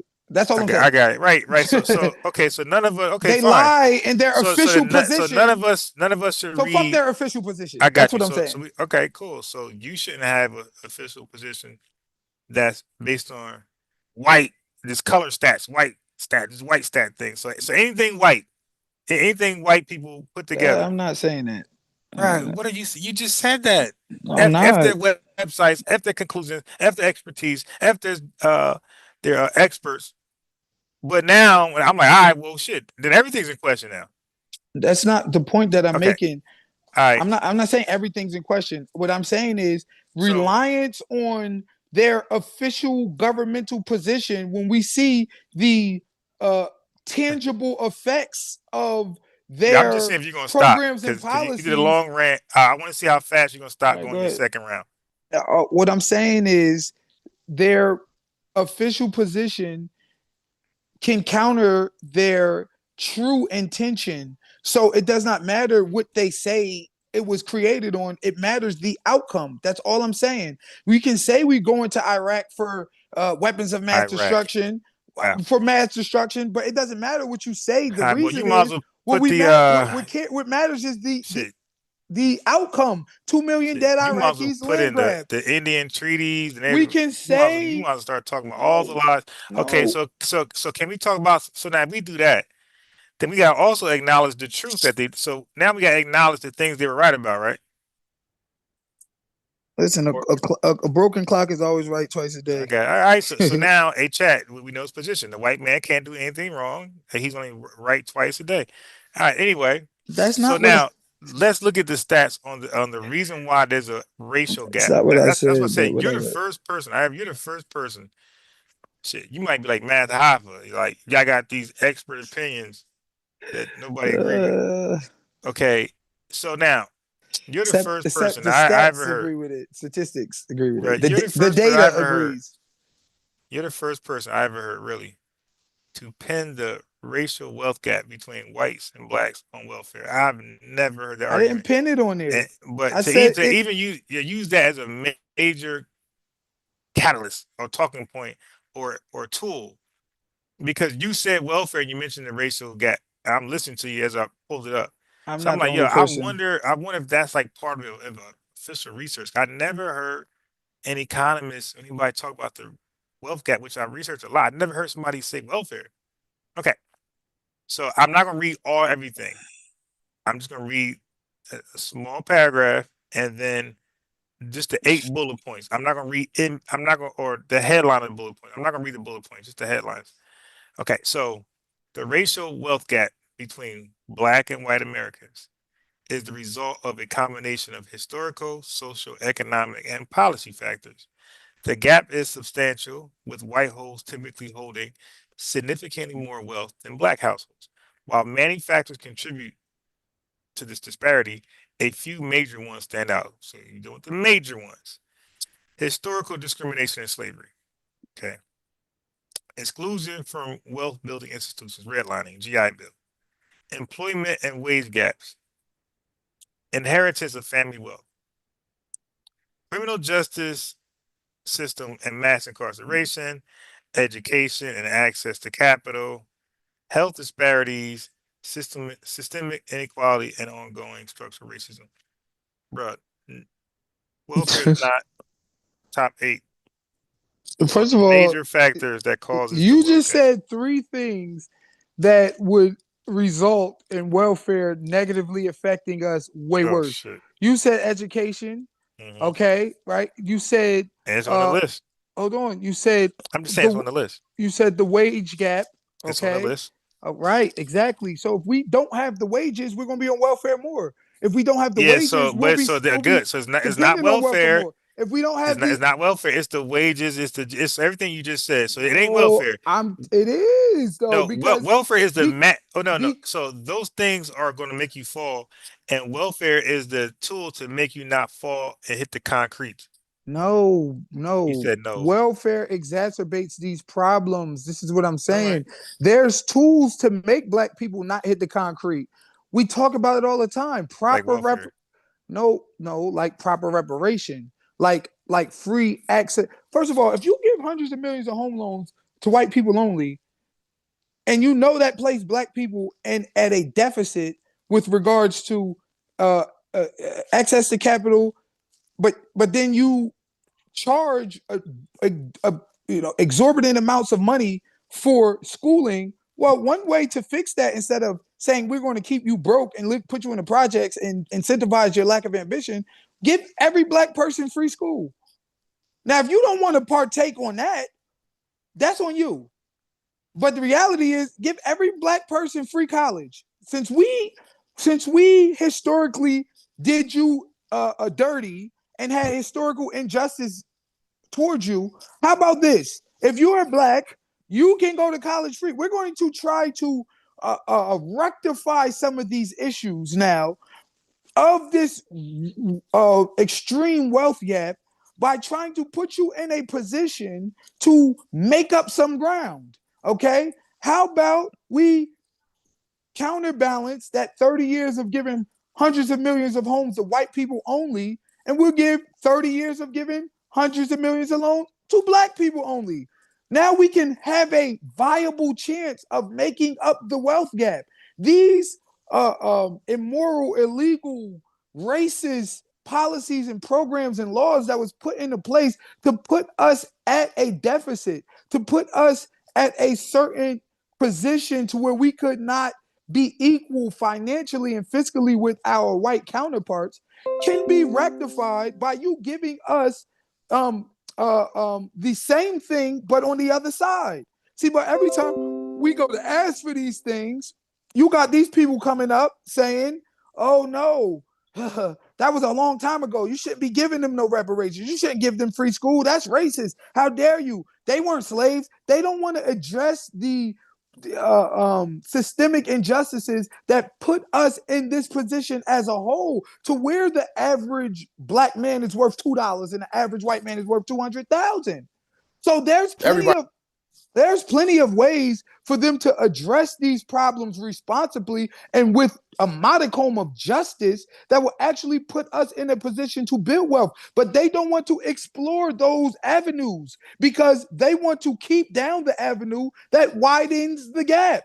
So you named all of these 8 bullet points of major factors why the wealth gap exists, and a myriad of those factors are the reason why welfare is no good for us.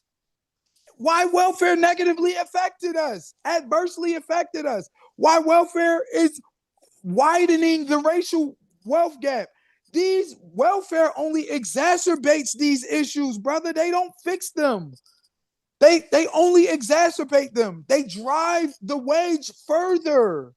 This is why I said the paradigm needs to be overhauled, because it does nothing for black people as a whole to put us in a wealth building position. It only incentivized all the fuckery. You broke? We'll pay you. Have a bunch of kids? We'll pay you. Sexually irresponsible? We'll pay you. Ignorant as hell? We'll pay you. Uneducated? We'll pay you. Poor? We're broke? We'll pay you. And we'll pay you just enough to keep you there. Now, if you go from Walmart to the wrong factory and you go up from $16 to $25, you're still gonna be broke, but you ain't gonna have no insurance. You're gonna have to worry about paying your full rent. You want to tackle the kid thing? You're going to have to spend exorbitant amount of money trying to stay afloat and keep your head above water. So be careful now. Don't get too good of a job. See, it's either you be poor or either you be well off. That's the only two things. So you mind tackling the kid thing? What do you mean? What kid thing? What about it? You said they got the kids, all these kids. All right. So because now this can go to abortion. So okay, so now this woman, 30 years old, got 5 kids. She brought them all to term, obviously. You said she got 5 baby daddies. Okay. All right. So how can you prevent realistically in 2025, how you could be president, governor, mayor? How would you discourage, like starting in March, going and like this year you only got one term, and it's only 9 months. So like you're not, and maybe you're like an interim president, interim governor, interim mayor. So you only got 9 months to like enforce some of your ideologies. So how would you discourage young or just black women period, not just young, but black women period from having a bunch of kids that they can't afford to take care of? Abortion ban. So what about educational condoms and trying to convince them to wear condoms? Because you do the abortion ban. I mean, I understand your hypothesis that you believe that they'll say, hey, you know what?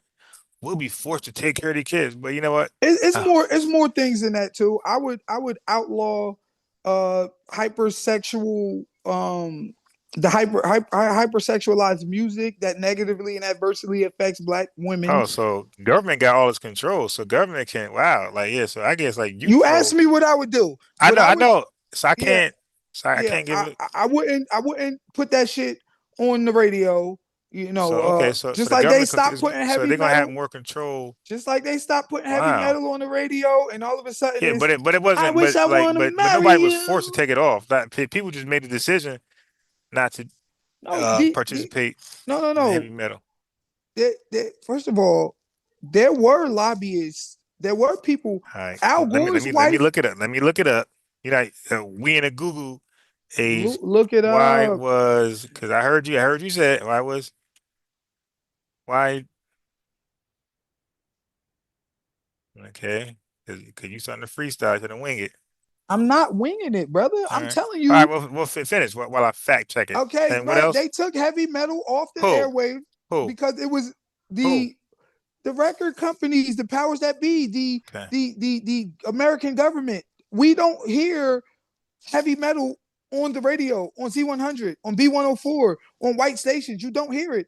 It kind of made a little comeback a little bit in the late No, 2000s, it early never. No, 2000s. it said it never stopped. Hard, what, heavy metal? Yeah. It's not on the radio. Name me No. It a is. station. Name me a station that plays Okay. heavy metal, not classic rock, not hard rock, not soft rock. Yeah. Heavy metal, a mainstream station that you can listen to freaking Rob Zombie and all this crazy hardcore Yeah. Now I don't devil think worship music. I don't think that's actually a musical genre. Have My that nigga, heavy that's metal? yeah, the term. Okay, let me, bro, you're not smarter than GPT. All right, the term heavy metal itself has not been discontinued. It's still a thriving genre of music. I'm not saying However, that it's been fully discontinued. I'm saying it ain't no, on no, the it radio. it I'm didn't saying say. it's not on It, the radio. I'm saying it has okay, all been right. So it's let been me ask that removed. question. It's been removed and been placed to the What radio? fringe It might be on satellite TV. What radio stations play satellite. You got to pay for. That's not different than heavy what I'm saying. metal? All right. Well, let me find out. You know, we went from you Wait. know Okay. So let me respond. Okay. So if you're looking to listen to heavy metal on the radio, there are plenty of stations and online platforms that cater specifically to this genre. Here are some popular radio stations, both terrestrial and internet based, where you can tune into heavy metal. Okay, so terrestrial radio stations, FM, AM. These stations often play a variety of rock and metal, and many have dedicated shows for heavy metal music. WSFL 106.5. KISS W 99.9 FM, WAAF dot 107.3 FM, The Bone 107. I mean, bro, it's a plethora of them, bro. I can start right okay, there. so rock and metal, and then they say they have shows that are dedicated to heavy metal. Okay, which shows They are had we? it says they have and Hold they on, gave which shows are we talking about, and which stations okay. are they on? So all the ones I just read, brother. No. Which shows are we talking about, and which stations are they on? WSFL What's the 106.5. show? What's the heavy metal show? Okay, let me, bro. To me, the show. You said there plenty of stations. Then it says that are Yeah, it dedicated to says that they rock play that they and metal, rock and and then metal is have heavy. shows. Hold on. Then have shows that are dedicated to heavy metal. Okay, so listen. Known as the Rock of Seattle, KSW played hard rock and metal music with special programming dedicated to metal music every night. Do you Okay. dispute that? Okay. Wait a Because minute. I can Google the Rock of Seattle specific names of the show, and bro, Chat GPT is gonna give it to me. So Okay, like, so what's but the point of notice you asking that went to question? Rock of Seattle and they said hard rock, and Yes, metal. right. I'm talking about And bite the head off the yeah, this crow, is here. No, drink the it's blood, the words heavy heavy metal metal, are here along with rock and metal. So that's why I said bro. this station has a strong focus on rock. Is look, listen. This station, watch this. There's a comma. This is the first thing I read. This station has a strong focus on rock and heavy metal, comma, with and so this is You additional said with rock and metal. dedicated. You just say heavy metal, but go ahead. Okay, so okay, let me share my screen. Sorry, chat. Sorry. Let me share my screen. Let's read along now. This station, make it bigger. You can see it too if you're there. Okay. So this is legible. We all can read this. This is the first. It says this station has a strong focus on rock and heavy metal. It's right there in my screen with dedicated shows that feature classic and contemporary metal tracks. Okay, so we got rock and heavy metal. There's Okay. plenty of it all over radio, and this is actual radio stations. It's not satellites at the bottom. So it's not gone. It's still there. I would love to see their set list of their songs that they play right now, because maybe and Oh shit! even I would, He moving that because goalpost. no, because even He that said it didn't station, exist. hold on, you found one station in Seattle, okay, or you say you got this station. The point of the matter is, it's not mainstream. It's on the fringe outskirts of society, and they might play Wait, so it might, hold on, and they might now play a. I want to just get clarity. Are you saying it's not on Wait, What I'm okay, so what what I'm type of saying radio is you think is not on? Before what I I'm Google this one. saying is this. Yeah, please What be I'm saying, careful, man. I'm not. It's very simple. What I'm saying is this: there is music, the Rob Zombies of the world, the really hardcore metal music that you do not hear on mainstream Is it radio. is it You is it possible that it's just not popping? It's not just like certain rap genres ain't there either. Is it possible that people just moved away from it? They know, don't like it no more. my nigga, there's a lot of people who moved away from and don't like the hypersexualized rap music, Are you spread? hypercriminalized rap Come on, music. man. Hold Are you on. really trying to But play? we're still being Are you force trying to fed it. compare? Come on, bro. Brother, He said a lot of brother, people, man. brother. Yo, what? Our main Give me a stations. number. Hold You just on. saying anything now. Come on, Hold bro. up, Stop brother. it. Our main Stop it. stations. You want to do the views, bro? I can show you the Oh, views of bruh, rap hypersexualized music. I can show you the viewership that they get per. because you're being force fed it. Hold on. Our main Oh my state, god, you being forced it, bro. relax, brother, Metal. Matter of fact, brother. I'm gonna now explain why metal's not on the radio like that. Hold Go on, ahead, you wait, can wait, wait. finish. Okay, fine. Our main stations play Oh my god. hyper-criminalized, hypersexualized music. These record companies sign these people exclusively. I can name you 50, 60, 70 rappers that came out this year, last year, or last decade who have a, a plethora of hyper-criminalized, hypersexualized music. So Hold on, why let me do Little finish. Uzi Vert get Hold signed then? on. Wait. I mean, it just don't make any sense, Hold bro. on. All of our main Why is stars, Kendrick Lamar with a record deal then? If they just bruh, want negative rap, all then of, why is J. Cole also why is the top three at one point Drake, who's not hardcore, Kendrick who's not hardcore, and J. Cole? So if what you're saying is true, why are the three GOATs, none of them hardcore, selling drugs, killing nigga rappers? Why are the best rappers today don't do that? They go against everything you're saying. excuse me, sir, because truth crushed to the ground shall rise again. That's Yo, but first they of all. sell more than Hold the artists you're on. saying. Let me finish though, brother. And not only that, I can go to each one of their music. J. Cole, he probably the best example. And he got to a point when he, you know, kind of migrated his music away. But all of them niggas got hyper criminalized, hypersexualized music. All of them. All of them. Kendrick, Drake, and J. Cole. Plenty of it. Okay. So they too Bro, they're had not to known for it, hold man. on. They All too right, had to so compromise. can we tackle one thing before we get there? Can we are we done with metal rock? Because now I got Hold the facts. on. No. Wait, no, bro.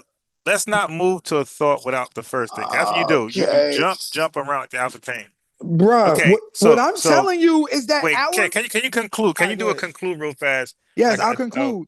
I'll conclude. a 1 minute Did, conclusion on okay. why do you believe heavy metal is no longer on the radio? And I guarantee you, whatever you're going to say, I'm going to show you that's false. Okay, so there is a certain type of metal, right? Heavy metal, right? Right. The Rob Zombies of the world. I'm trying to think Don't of look at some my of the other screen. Helter Skelter, different ones, right?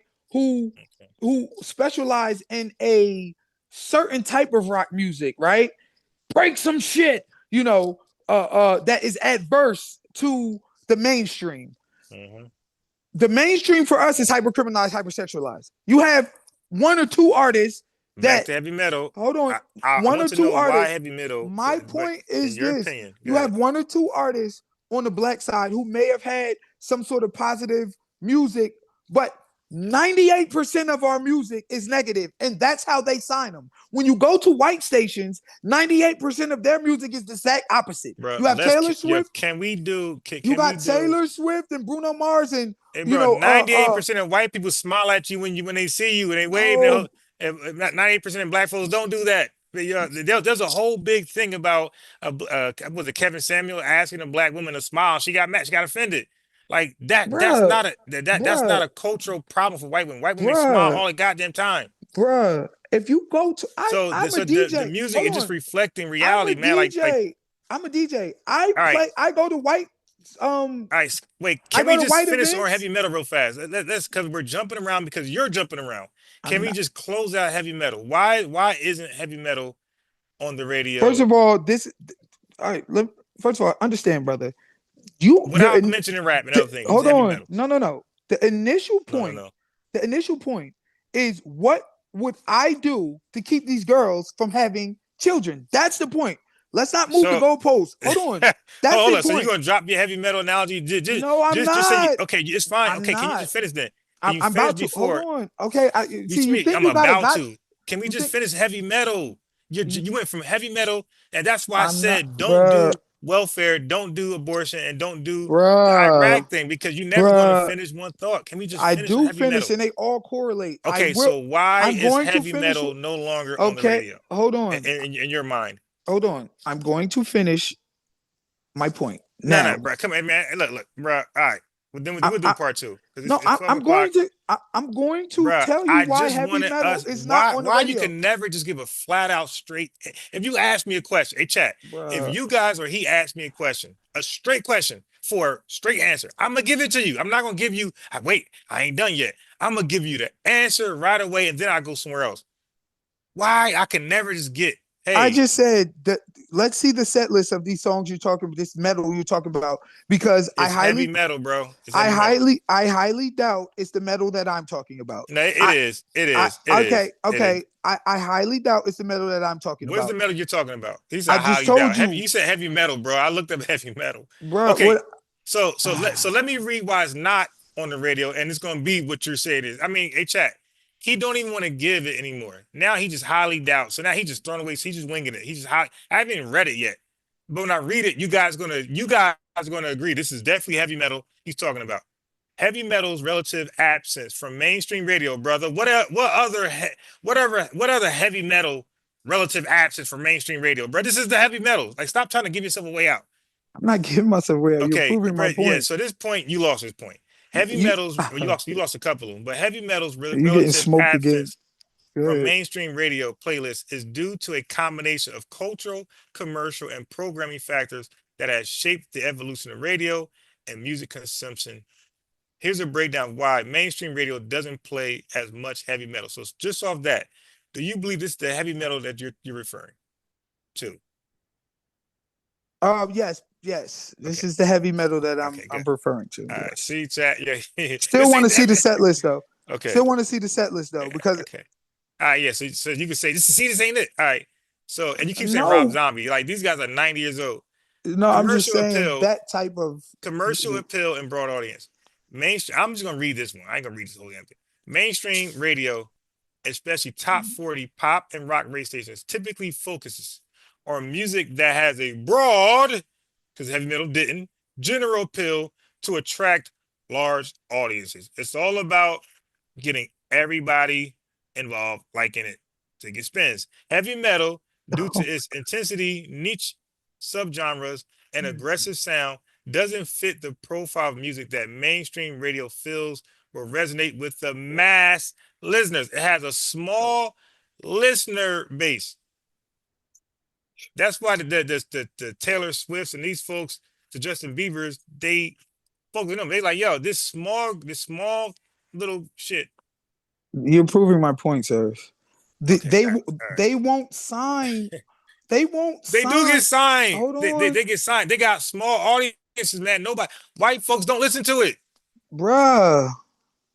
The reason why they don't listen to it is Oh because it's not shit. being force fed to them like our hyper Nothing, criminalized, hyper nothing. sexualized music is being No, force no, fed no. to us. How something being, this guy make he got the wildest, most, again, these are conservative talking points. He got the Could you wildest, bring most that back up, extreme, bro? And let me dissect that, bro, because you're proving my point. yeah, he got the most They wildest marginal, extreme views. they It's always marginalize. the white man, the white Excuse man, me, the white sir. man, the white man, the white man, the Excuse me, white man. sir. It's Sir, always and then sir. if he disagrees with it, all of a sudden the white man's wrong now.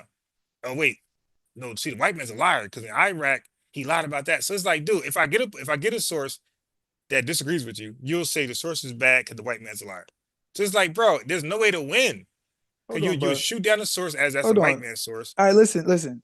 As I was saying, the super hardcore, break some shit metal, new metal they called it, tried to make a comeback in the late 90s, early 2000s in groups like Korn and Limp Bizkit, right?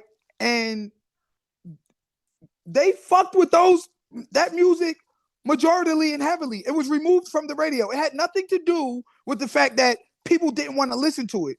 People will listen to whatever the machine puts in front of your ear. If long as the radio plays it and keeps playing it, you will fuck with it, and they know that. But see, the thing is, it had an adverse effect on the white youth of America. Go watch Woodstock '99 on Netflix. I beg each of y'all to watch it. They trashed the shit out of this army base. I'm talking about broke vendor tables. They lit it on fire. They lit the entire venue on fire. It was 300,000 people out there listening to all of this metal. Let's get out there talking about some shit. Corn. All of these different people out there talking about, Rage Against the Machine, all of this stuff. And guess what they did? They fucking lit this shit on fire. It was the worst debacle in the history of concerts. They realized that a white rage was growing in their children by mainstreaming this type of hardcore metal music. So they removed it because they don't want that type of behavior being emulated, and they don't want that type of behavior coming out of their youth. But they don't mind hyper-criminalized, hypersexualized behavior coming out of your youth. So guess what they did? They made all the hyper-criminal, hypersexualized shit mainstream for you while they pushed heavy metal to the fringes of society. This is why you have to go to some obscure station for one show and for such and such and so. Because the fact of the matter is, they removed it from mainstream society because it was producing outcomes and behavior for their kids. And it's not the first time they did it. The old metal and the new metal did it. That's why they moved it to the fringe outskirts. But then on your mainstream, they have Young Nigga Move That Dope and Molly Percocet. Molly Percocet. They did this because they don't mind affecting an outcome for your people. This is why you are filling prisons and buying Gucci via the fucking music that they mainstream. Now we can go to 2 or 3 artists, and I believe the reason why they did blow up is because deep down, we don't even resonate with this shit that they're force feeding us. So when finally 1 or 2 or 3 artists slip through the cracks who actually have creativity, who actually make music that's other than hypersexualized, hypercriminalized, even though they make that music too, those people immediately raise to the top of the genre. Now, let me ask you a question. If Kendrick Lamar and Drake and J. Cole are making the most money for them, why aren't they signing only J. Cole's, Kendrick's, and Drake's? Why do you keep signing drill music? Why do you keep signing Futures? Why do you keep signing Little Uzis and G Herbos and Little Durks? Why are you giving them all this money if the money is being made by the Drakes? Why not sign more Drakes? Oh, I forgot about Kanye West too. That's 4. Hold That's on. 4 guys that runs rap. Okay, wait. None of them are negative. None of them got a negative image. First of all, they all have music that is hypercriminalized, hypersexualized. First of all. Second of all, as I said, if these 2 or 3 none have a negative image. If these 2 or 3 artists, okay, as you said, and I'm gonna pose you this question. If these 2 or 3 artists, 4 max, found a way to slip their way through the cracks by giving them a little bit of hypercriminalized, hypersexualized, but their overall disposition or their overall style is to be creative and to make different music and this, that, and the third. And those 3 or 4 artists rose straight to the top of the ranks. Then that shows that the people hunger for creativity and good music too. And guess what it would also do? It would put our artists in that main broad stream that you're talking about, where we can be crossover, where we can be commercial, where we can make more money, where we can do bigger stadiums and bigger venues. Why is 98% of the people you're signing Atlantic, you're signing Sony, you're signing Warner Brothers, you're signing Universal, why is it the majority of them hypersexualized and hypercriminalized when they're not even making as much money as the creative ones like J. Cole and them? If J. Cole and them are making all the money, guess what? We should be signing more Black artists like that. But they don't care about that. They care about affecting an outcome in the behaviors of black people, which is why you got wet ass pussy, wet ass Cardi B and Megan Thee Stallion. Yeah, I put my tongue all on his dick and this. You have all of this, and it's creating a hypersexualized young black woman. So yes, I would ban that. To get back to the initial point, I would ban that in order to prevent our young girls from being sexually promiscuous. Okay, I would ban all of that shit. They are forcing this music on us to create outcomes. Why do you think we buy Louis, Gucci, BCBG, Christian Louboutin, Louis Vuitton, Christian Dior? Why are we spending all this money on it? We don't buy that, bro. Why are we all? We do. Why? No. Okay, so let me just say this, and you can have the microphone back. All right. Tone Talks already now. If you don't know who Tone Talks is, he's known for the numbers. He debunked the whole notion because there's a real stat on what we spend our money on as a nation. And it ain't Jordans, it ain't fashion. Okay, it ain't designers. So there's a real stat that Tone Talks he has a video he just did, and I played it earlier today. We do not buy the most Jordans, or nothing significantly near. Like, we spend most of our money on necessities, soap, toothpaste, hair products, things like that. We do not spend a large portion of our wealth on designer clothes and Jordans. That's a myth from conservatives and whoever else that's painting that on us. We do not. We actually are the most, like, when it comes to necessities. Like, I think we spend the most money towards that. Like, we don't have this wealth where we spend it on BS. We spend our money usually in a responsible way. Okay. Okay. So go on mute. So that stat is too manipulated because why? First of all, we don't have all the wealth that we should have, right? So we already talked about this lack of wealth gap, right? But the minute we gain a little bit of wealth, we're buying Jordans, we're buying Gucci, we're buying Nike, whatever the case may be. We're spending money on the things that these rappers promote. Okay, and it doesn't stop at the clothes, but broke black people running around here in Gucci, and only rich white people wear Gucci. Moderate, middle class, or poor class white people, none of them spend $200 and $300 and $500 and $1,000 on sneakers and 10 chains and 88 and 40,000 and on chains. Like, none of them do that. We do that because that is what we see represented inside the media paradigm that is being shared to us. So not only are we buying Gucci and Christian Dior and all this stuff, which plenty black people buy it. All you gotta do is go to the club. You'll see every time a nigga go out, you'll see Gucci everywhere, designer everywhere. I mean, you might have been in South Carolina too long, but especially in New York, New Jersey, like the higher populated black areas. You know what I'm saying? That stuff be fake, bro. They don't wear that stuff, man. Okay, whatever. The point is, they don't buy the real stuff, bro. They buy the fake stuff, man. The numbers don't lie. Like, we're not buying it. All right, okay. So that right there is subjective. If it's real or fake, there's no way for you to prove that. New York and New Jersey is known that, bro. You can't find no bootleg stuff out here, bro. The point that I'm making is that bootleg Gucci and stuff is all throughout New Jersey, New York. It's everywhere. Okay, but lined up. I was gonna take pictures. Yeah, okay, but now I'm only, bro. Like, I'm only saying that because we're on the East Coast. They're not, bro. They're people in the chat are from all over. They're from Arizona, and they don't really know how New York and New Jersey gets down. But bro, look, I'm telling you like this. I know. I'm just painting a picture for them. Is that okay? Can I just paint a picture for them? I'm just paint a picture. Damn, relax. Everything's always war mode and debate. Can we just talk? Can we just talk?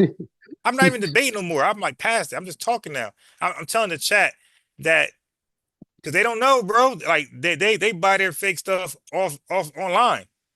But I'm letting the chat know, like, yo, they had strips, and New York's worse.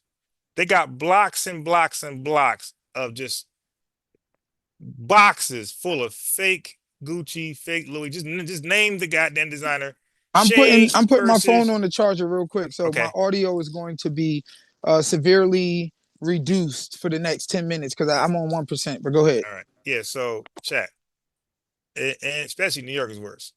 Okay, they got blocks. Like, you just walking down a whole block. They got all these, what they call them, vendors, whatever, All they got is just fake designer glasses, belts, sneakers, just name it, jackets, and some of this stuff look near the real stuff. So you think somebody gonna buy a $700 Louis belt when they looking at one for $25 that look close enough, especially nighttime? You definitely probably can't tell. It looks damn near good. Like that dude, like yeah, and plus it's right there. It's like it's convenient, and the mall is like so far because you ain't buying Gucci from them damn regular mall. So you got to go so far to actually get the Gucci stuff when it's right there around the corner from, and that's New York. That's shit. Harlem, over that shit. Brooklyn, that's everywhere. And these are broke people, brother. They're not spending their life savings on no damn Gucci, no Louis belt. They are buying that fake ass belt, and they taking all these pictures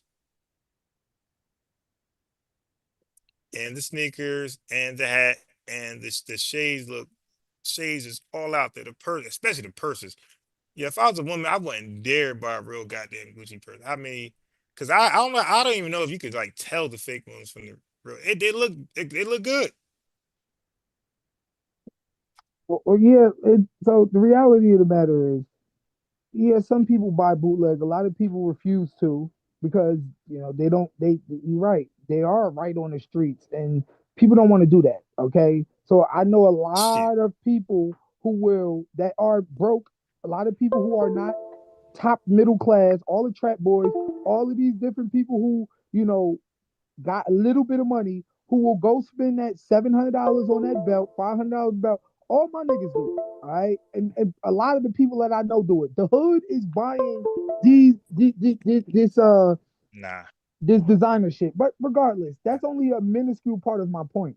The point is, we are doing it. When I was in the malls, And, last thing I'm gonna say and on this, broke you can black have it. people and broke black people do it when you got to Nah, be rich to do it if you're a white nah. person.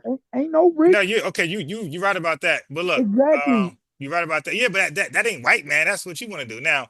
But No, that's not what I'm saying is that is yeah, anybody let me say this. Anybody for the chat that who actually wasted their money on this stuff, because well, if they got it anyways. But if you bought this stuff and you went out, I guarantee you guys, you're gonna all say the same thing. I realize you're the only ones with it.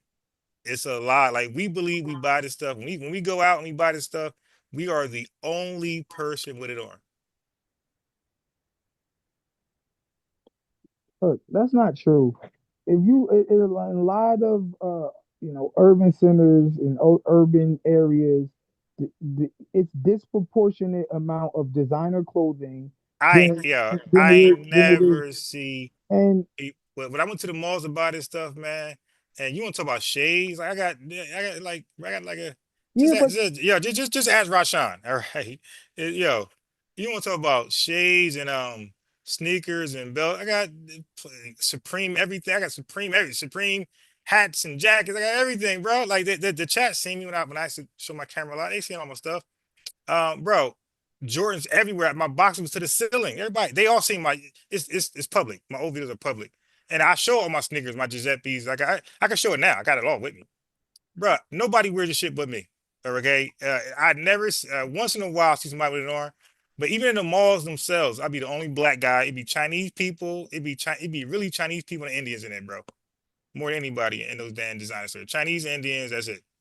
White folks are barely in there,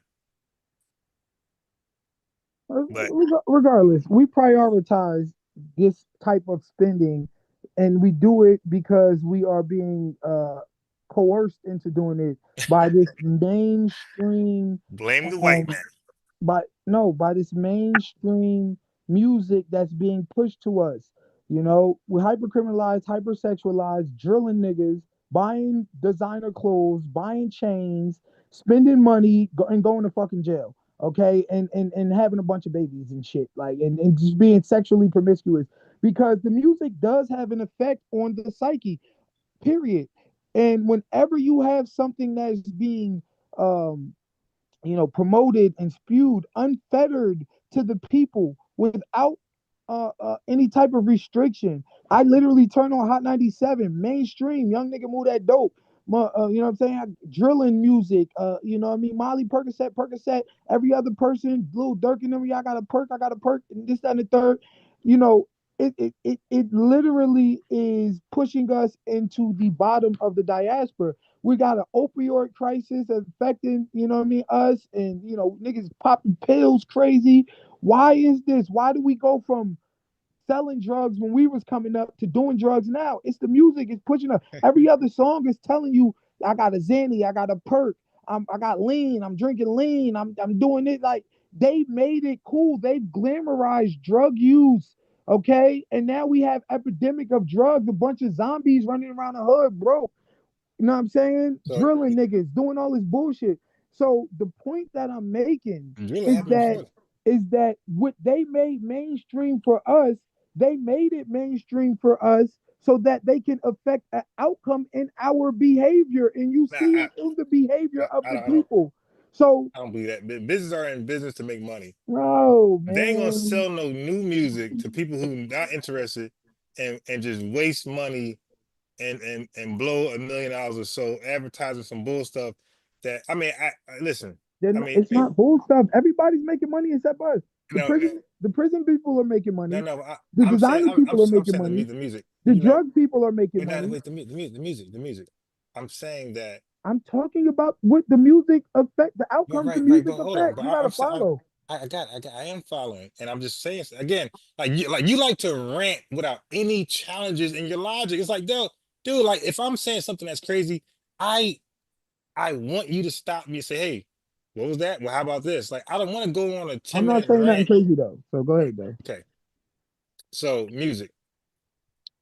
Do you in the chat really believe that we're listening to one type of music? Let's say LL Cool J, I Need Love. And we're like liking, oh, I'm bad LL Cool J music. A white man just say, you know what?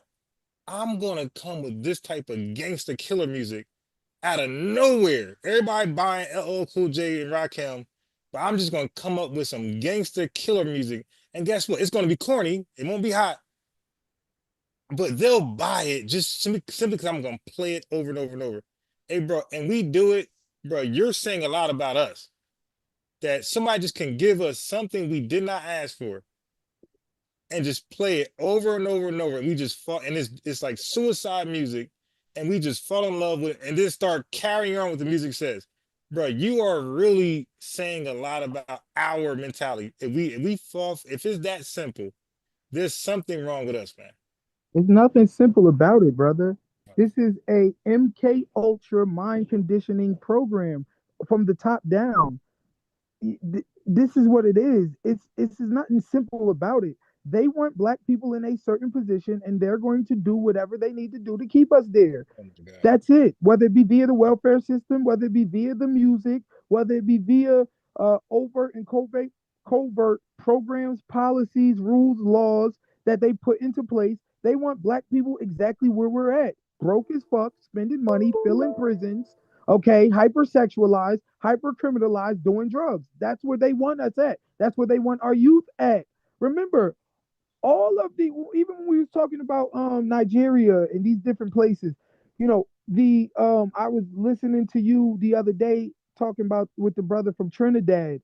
What did he say? He said the youth are the ones who came up in revolt.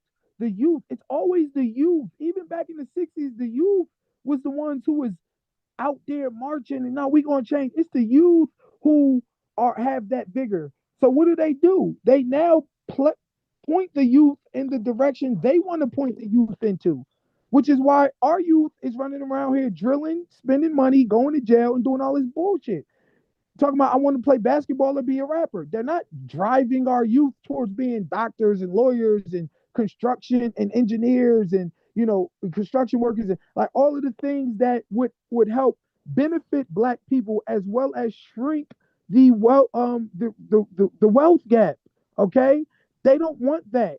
They want to make money off of you. Guess what? Percocet boys are making money. Molly boys are making money. Prison boys are making money.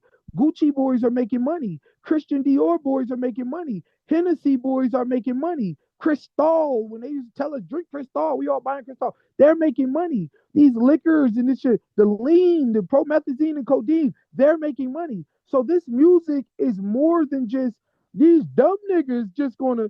And you really think somebody's just gonna tell us? Yes, they're gonna do that because they want to make money off of you. They want to co-opt your music and put it to where they affect certain outcomes from you and your people. This is why, even though Drake and Kanye West have showed you that we have a hunger and an appetite for something different than hypercriminalized, hypersexualized, they still sign 98% hypercriminalized, hypersexualized, spend all your money ass rappers, Gucci Gang, Gucci Gang, Gucci Gang, because they're making big bucks.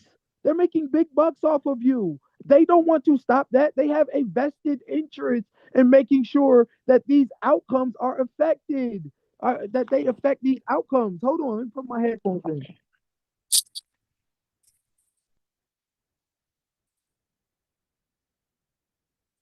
They have a vested interest in making sure that these outcomes are, that they affect these outcomes from you. This is why that they will continue to push this garbage on you. That's the point that I'm making.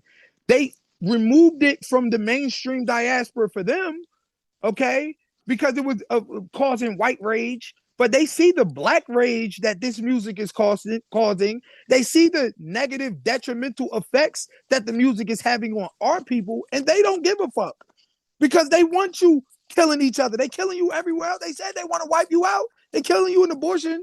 They killing you with the food. They killing you with the lack of wealth, the lack of access to healthcare. Okay, they're killing you with the police killing you. Okay, we're dying wholesale. And guess what? Another way that they're doing it is having us kill each other with the young boys running around here acting a damn fool. This is an outcome that they want to have. That's why. Hello, can you hear me? Can you hear me? Can you hear me? I'm on mute letting you rant. Yeah, you're. Oh, my fault. My fault. No, because I put my headphones in and I didn't hear anything, so I didn't know if I was still live. But yeah, these are now, keep in mind, chat. He's not going anywhere. He's going in circles. He's not making a point. He's no, just I am. a whole bunch of stuff. Hold up, I am. So these are mute. Okay, good. These are the outcomes they want you to have. So if we harken back to the original point, which is how are we going to keep these women from being hypersexualized and running out here having kids? First of all, well, not first of all, but in tandem together, I would remove the hypersexualized, push that shit to the fringes of society, just like they did for their music, and it was no problem. They went from heavy metal and Korn and Limp Bizkit and break some shit and rah rah rah to Taylor Swift and Adele. No, they went to hip hop, man. They went to hip hop. I'm talking about white people. They went to hip hop. They went to hip hop. That's what they went. No, they went to hip hop. Listen, brother. Okay, what I'm telling you is the major white companies, and sure, some white youth listen to hip hop, wannabes, whatever. Is in it could be an all white school. Hold on. In the gymnasium, they're playing hip hop. Yes. Hip hop is everywhere, man. Hold on. As I said, maybe some of their youth, okay, because I was a teacher, a high school teacher, and I know they don't all listen to that. The chat. We know Indians, Chinese, the entire world. This is common sense. The entire world embraces hip hop. It's the most dominant music on the face of the earth. This is common sense. They all went to hip hop. Even Taylor Swift fans listen to hip hop also. Yes, they all listen to hip hop. They was all dancing to Kendrick Lamar all year long. Because he was calling a black man a pedophile. But anyway, because it's one of the best songs of hip hop history. That's where he had to drag another black man down. Well, we don't even know what the hell Drake is. All right, yeah, whatever. Okay. Whatever. I'm not going to go down that rabbit hole. Like Kendrick. I'm not going down that rabbit hole. Well, his other song, Squabble Up. Everybody, and his song with SZA, that shit hot. Everybody dancing and singing that, and he ain't dragging Drake. Okay, squabble up. Do you know what squabble up means? It means fight. Yeah, rage music. So the reality. What about the song with SZA? Hold on, I'm not okay. I don't even know what that song is. I really don't listen to Kendrick that much. But the thing about it, Yeah, I don't. that's like the best song in the country. What are you talking about? By the Machine, and the reason why is No, because it's they, by the listeners that like, yo, we know good music, brother, the man. Machine, brother. But look, Okay. but the point Shit. of I wasn't even, yeah, I was a Drake fan. the I wasn't even a point Kendrick fan. still, brother. I'm like, this stuff is Excuse hot. me. The point still remains. Now, like I said, I taught high school. I know what these white kids. You Oh shit. Yeah, he taught ho- high school, so he know it. Yo, hold that's most up. hilarious. Let He me. taught high school, so he knows what white folks That's not like. even That my is main. crazy, That's yo. not even my main That's point, the brother. absolute claim. Brother, that's He not taught even. high school, so he knows what white people No, love to listen. brother. But you That's not. taught a class full of what, 10, 15, 20 people, Hold and you on, know but what, that's not 200 my million point. white people. Like, stop it, bro. That's not my point, brother. Hey, My yo, they buy all the rap. We hold all know this. on, We all know hold that. on, brother. And it's I, all in this that they listen to rap, bro. We sir, know it. sir. What I'm telling you is, I taught at a And it's predominantly. always an excuse because now when I use Kendrick Lamar, oh, he did this. This dude just cannot I'm conceive keeping of it a point. real. You have no Oh, points, and they're easily debunked God, and destroyed. yeah, man, That's you why got you this. mention it, and I shoot it down.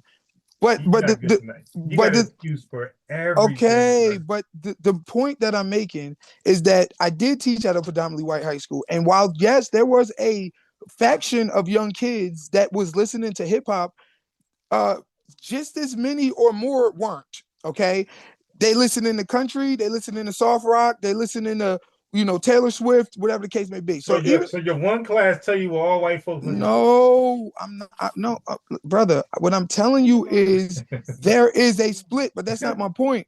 The point that I'm making is even if you have some youth who gravitated over the A few is vast. a lot. Hold on. Let me just finish. Let me get it out. The vast You majority, always got a long ass paragraph. the vast majority of their adults don't listen to it. A, B. Everybody listen to it, even white. Yeah, what are you talking about? Sir, can I finish? Yeah, I got a new white manager, and she was quoting, and she looked like she's from Kentucky, by the way. Straight Bro. up white Lily, and she was referencing a rap song. Okay. All right. So as I said, so not only do I know that a bunch of the youth, uh, you know, don't listen to it, A okay, class full of 10, but 10 kids, let them know what but white folks don't do. independent, but independently of that, You are wild, the bro. vast majority of He the used his own experience. You talk about anecdotal. excuse me, sir, Sheesh. hold on, the vast majority of adults don't listen to it, and I am a DJ as well. Hold By this on, one study of being a teacher for I'm a 12 DJ, kids. brother. I'm a DJ as Oh well. shit, he a Hold on. DJ. All right, so why can't my personal experiences dealing with these Section 8 women, why can't my so therefore if you're more qualified to talk about white folks and what they listen to because you're DJ music and you're a teacher, then I'm more qualified to tell you about welfare then. Okay, the reality of the And matter public is, housing. the reality of the So, we, matter so we, is, we're gonna appeal to the, authority then. brother, the data. Hold on, the data backs up my anecdotal experience, and my The anecdotal hell it doesn't. The data and says hip hop is the excuse most me. Oh my God. dominant And genre. not only does the data back up my anecdotal experience, but my anecdotal experience also But the has a white man data, the data you don't like when I use it, hold on. My anecdotal experience also has a greater that set. data ain't for that lying white man, is it? It also has a greater set See, that ain't of fair. You could pick and choose when the white man's being honest and when he's not. But when I use the white man, it's always evil. no. This is what I'm saying. You are hilarious. What I'm saying is I've DJ'd hundreds, maybe thousands of parties, and at each one of these parties, there are hundreds or thousands of people there. So my data set comes from tens of thousands of people. And I'm telling you, even as a DJ, white music is played at white clubs and at white parties and at white weddings and at white sweet 16s, and black music is played at the black ones. This whole notion that white people left heavy metal and ran to hip hop is crap. And I'm telling you, the majority of them still vibe and listen to their music, what they hear on B104, on Z100, and on the mainstream stations. Then you add the fact that this is also the music that you hear when you walk in the shop, right? When you walk into Universal Studios, when you walk into to Walmart, when you walk into the mall, you don't hear Migos on when you But walk into I the. hear Luda though. I hear Ludacris and Hold on, Usher. you might have one little hood store that might be playing some black music. Nah. These But same Starbucks and everything, they play Ludacris, they play Usher, they oh play Flo Rida. god, bro. No. I ain't let you lie like that. Okay, this nigga said Usher, Ludacris, and Flo Rida. All right, listen, Starbucks and all of them, if they played one Usher song, the white one, oh my god, that was played on all white stations and didn't they didn't even play on our Yeah, stations I was because playing pool in the Spanish bar and they had Usher in Spanish. I swear to God, he was singing in Spanish. okay, but Usher. the point that I'm making is when you walk in the shop, right? When you walk into Walmart, when you walk into Starbucks, majorly 99.9% of the music are these white artists. When you turn on Z100 and these mainstream top 40 radio stations, the majority of them are white artists. Because you just said rap is And the negative. majority, Why you this, just said rap is this negative? is So my why would they point. be playing, bro? Why This would they be this is playing all this this gangster shit in there? my nigga. This is my point. Oh my God. This is my point. They had no problem when we was doing Motown playing it. They still right now you can still hear, my baby love and twist and shout and all of this stuff because the music was good. So therefore the people resonated with the music because it was good. They switched that paradigm over. Black folks was shucking and jiving for white folks, entertaining them for hundreds of years. We was the niggas on the stage. But when they seen positive music come through the 70s, the 60s, I'm black and I'm proud, this Reformation music. When they seen the music coming through the 80s, the Positive K and Brand Nubian and Public Enemy and KRS-One and, all of these artists, that was affecting positive change for black people. They changed the paradigm. They took it over and then they only began signing this gangster Brand bullshit, Nubian was not this, positive. this hyper criminalized, hyper sexualized bullshit. But Okay, you lied about Brand Nubian. bro, I got mad Brand Nubian songs that's nothing but positive, my nigga. But How the they point, positive when one of the rappers are negative? bro, I'm talking about the music they Get came out with in the 80s and the 90s, bro. a Like lion that's what I'm feather in talking the about. group. Peace to Allah, injustice. Like they like My Brand. mom, I don't know where my mom was from. All right, come on, man, stop. She's adopted. Like niggas, what? Okay, bro.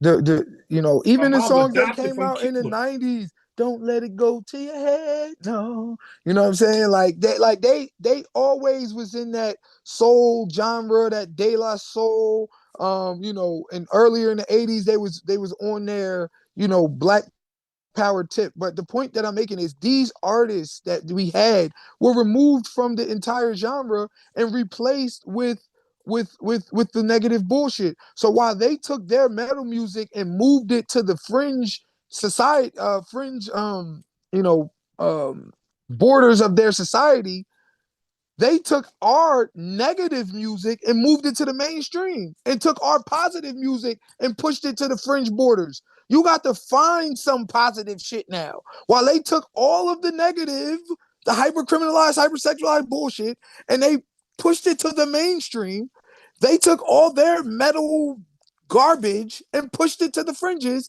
and then put all positivity in the mainstream. This shit is so fucking clear. Go turn on a white station right now and listen for the day. You'll hear creativity, you'll hear messages, you'll hear good songs, positive vibe, positive affirmations. Turn the black radio station. You hear a bunch of gun toting, drug dealing, drug using, wet ass pussy, Cardi B, Megan Thee Stallion, all that bullshit. Okay, they literally push all the negativity to our mainstream and push all their negativity to their fringes. This is what they did, brother. And as a result, it has put us at a loss, not only financially, because it's promoting, once again, financial irresponsibility. Okay, spend all your money, spend all your money, spend all your money. It's also promoting sexual irresponsibility. Fucking, tucking, wet ass pussy. All right. All of the things that I was just talking about with welfare that they rewarded, they now promote through the music. Sexual irresponsibility, lack of drive and ambition. Go sell drugs. Go sell drugs. Go. Oh, young nigga, move that dope. lack of drive, lack of ambition, lack of financial responsibility, lack of sexual responsibility. All that shit is being promoted through the music and rewarded in the welfare system. No, brother, you wrong. You are wrong. This is a paradigm that is being pushed on our people that needs to be changed. Okay? And it's as clear as day when you see it unlocked. It's as clear as day.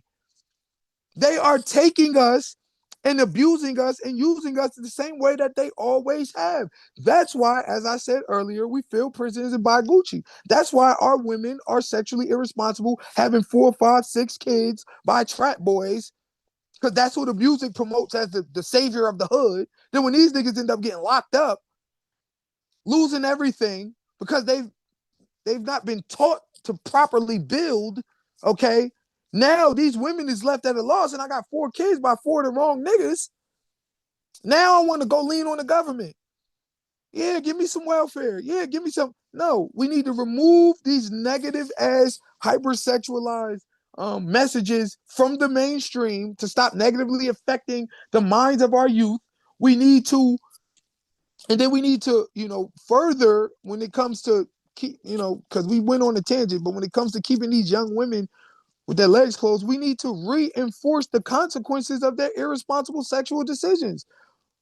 They not being slut shamed no more. Strippers is being praised. Niggas is wifing whores. Like all of this shit is being pushed. Okay. Then you got you could go get an abortion if you get pregnant. If you don't want an abortion, you can put your man on child support, make the government take money for him or lock him up. Okay. So these sexual irresponsible decisions, women are not being made to face the consequences of such. So as a result, it further promotes sexual irresponsibility and promiscuity. And this is how you end up with a paradigm of a bunch of women with a bunch of different kids, all on welfare, as opposed to building a nuclear family, growing, buying a house, and moving forward. Now there's programs out there that are opposed to welfare. They say, like Habitats for Humanity. My wife put me on it. I mean, that was the point she was making to me earlier. Habitat for Humanity. It's not a welfare program. It's a program where instead of giving you a hand out, they want to give you a hand up. And you take and they give you a loan, and you and a bunch of other, lower middle class people go put in work on that home, and you give that home to somebody, and then you get the loan, and those same people now come work on your house, and then we all end up with houses and different things where we can build generational wealth, not excluded from the housing act, red line from getting home loans for housing, and then now being put on welfare and told young nigga move that dope. My nigga, like, so no, this is 100% a fixable problem if we had a system, a governmental system that was invested in fixing the problem, but they're not. They want to exacerbate the problem and widen the wealth gap, which is why everything they condone, whether it be welfare, whether it be the music or anything else, helps to widen that wealth gap. That's what it's doing. It's not doing anything. They won't give us reparations, but they'll give us welfare. Nothing that they're doing is helping to shrink the wealth gap. It's all widening the wealth gap, which is why we all know that the wealth gap is being widened as we speak. This must stop. This must stop. And I would say, this as well, to go back to the original point about welfare and interchanging that paradigm that we have, the more cognizant thing to do and the more productive thing to do to help us build the wealth, which is what they don't want, which is why they will never approve this, is, as I said earlier, for us to have, like the other developed nations, a socialized healthcare system, a socialized schooling system. We can all go to school for free. We can do all of this, give Black people their reparations and rewards over a 50, 60-year period by giving us the exclusive access to the same programs we were denied from. You kept us from getting houses during the Housing Act. Give us 30 years of getting houses now. You give home loans to only black folks. Let us build our generational wealth up, and let's close this gap. Remove all the garbage from the radio. Let's close this gap. Stop promoting spending amongst our people and Louis and Gucci and bullshit. Let's close this gap. Stop racial profiling us and sending us militarized version of police to our communities to profile us and to lock us up. And to keep us from gaining anything, because once you get the felony, you can't get a scholarship, you can't get a school loan, you can't get none of these things. They stopped letting us get trades in jail to help us close this gap. There's a lot of things that can be done to help us close this gap, none of which they are doing. Okay. So that's the very real fact of the matter. You know what I'm saying? The very real fact of the matter. But it's almost 1 o'clock in the morning, and I'm going to get ready to go off this phone. Is there anything else that you wanted to talk about real quick before we ended this live?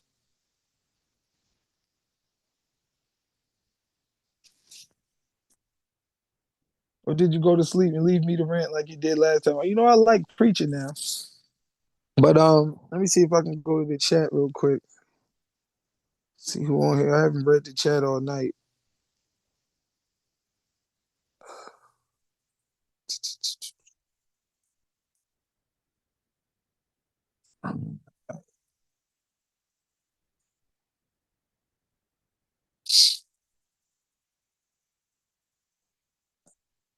Let's see what we got going on here.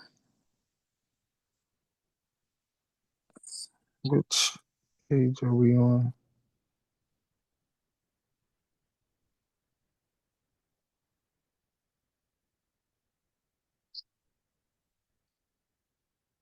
Okay. Pause this.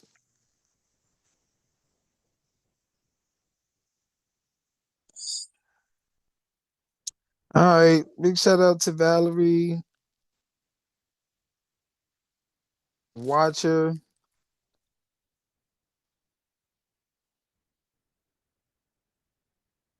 She's a bunch of nuts. All right, man. Let's see. Welfare was never meant for black people. It was white people who were suffering from the Great Depression that were happening all across America. Thank you, Valerie. I appreciate you very much. I appreciate you very much. Yeah, I enjoy getting on here and cooking Ron, cooking unbiased. He's my brother, but I enjoy getting on here and cooking him once a week or so. Let's see. CBC trying to give FBA reparations to all minorities when this can only be a lineage, not a race.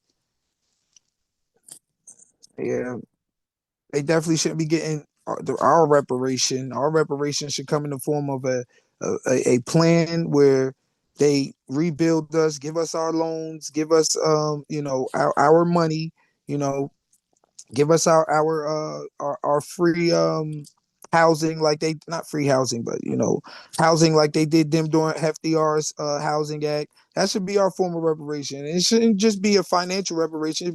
Should be an educational reparation as well. We need proper schooling. We need to reform the curriculum. We need to teach the truth, you know what I mean? And really be in control of our curriculum ourselves and teach our children a lesson and a knowledge and the teaching that's tailor made for their success. You know what I mean? Like, because right now we are being shifted towards a curriculum that's not really tailor made for our success as a people. You know what I mean? So we need to revitalize and revamp that. You know what I'm saying? And get an educational reparation as well as a spiritual reparation. We need spiritual repair.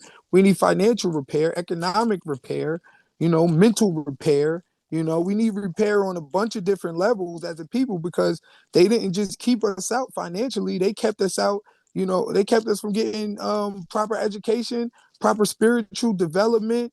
You know what I'm saying? We purposely miseducated and purposely, our spiritual, innate spiritual, spirit, if you will, was destroyed. You know what I'm saying? Like we're not being guided towards spiritual reformation. You know, we're actually being guided towards spiritual degradation, which is why we got all of this crap on the radios destroying our spirit. Everything negative gets airplay when it comes to us. You know what I'm saying? And we gotta change that. Let's see. Each microaggressive tactic has always been the strategy of the white man. They pay these youngsters to make songs that promote crimes, drugs, sex. The power is whoever is giving out the money. That's right. And the reason they're giving out the money is because they're getting a return on that investment. They get a return on that investment. They say crime pays, but crime pays them. They getting $40,000 federal subsidies from each inmate. Prisons are privatized, which in whenever you have a private entity, you know, prisons is being traded on the stock market. Whenever you have a private entity, their number, like it's like private healthcare, their number one agenda is profit. They need to make as much profit as they can for their shareholders. That's why we don't have universal health care in this country. Every developed nation on the planet has universal health care except for America. We live sicker and die younger as a result. While they're charging us $50,000 for stitches, everywhere you go, Canada got universal health care. London, Britain got universal health care. Germany, France, everywhere, every developed nation, freaking Cuba got universal health care. It's all baked into their taxes. You know what I mean? You pay your taxes, you know, you get universal, you know, and it's like we have plenty of socialized things in this country. Don't get it twisted. The firemen is socialized. You call a fire department, you don't pay for that. The police, you call a police department, you don't pay for that. You know, schools for your elementary schools, you don't pay to send your kids to elementary school, right? So socializing certain things in this country is not it's not impossible and it's not bad. People, a lot of things are socialized. Healthcare needs to be one of them. Why is it that we're supposed to be the number one nation on the planet, but yet we don't have any socialized healthcare? Well, they privatized it. When they privatized it, their number one agenda became getting money. This is why Luigi Mangione did what he did to the the United Healthcare CEO, because they were constantly denying, and letting people die. There is a good documentary. It's right on YouTube too. They posted it not too long ago. Michael Moore came out with it. The guy who did Fahrenheit 9/11 and all the rest of that. He came out with a documentary called Sicko. Go watch Sicko. Go watch Sicko tomorrow and tell me that you are not vehemently upset with America and them not having socialized universal health care. People dying out here, man. Also, these shareholders can make more money. Well, it's the same thing with prisons. Private healthcare, private prisons. The prisons are private, so that's what they want to do. They want to maximize profits. It's all about making their shareholders as happy as as happy as possible. So what do? They find different ways to fill their prisons. And the number one commercial, if you will, for prison is rap music. That's the number one commercial for prison. Move that dope, shoot that gun, sell those drugs, be a thug, you shoot your brother, drill the block. But if the police come, run. Yeah, man, I'm hopping gates and dipping from the jakes. Yeah, man, I turned into Usain Bolt when the police come. That's what you hear in the music. So they tell you run from the cops, but kill your brother.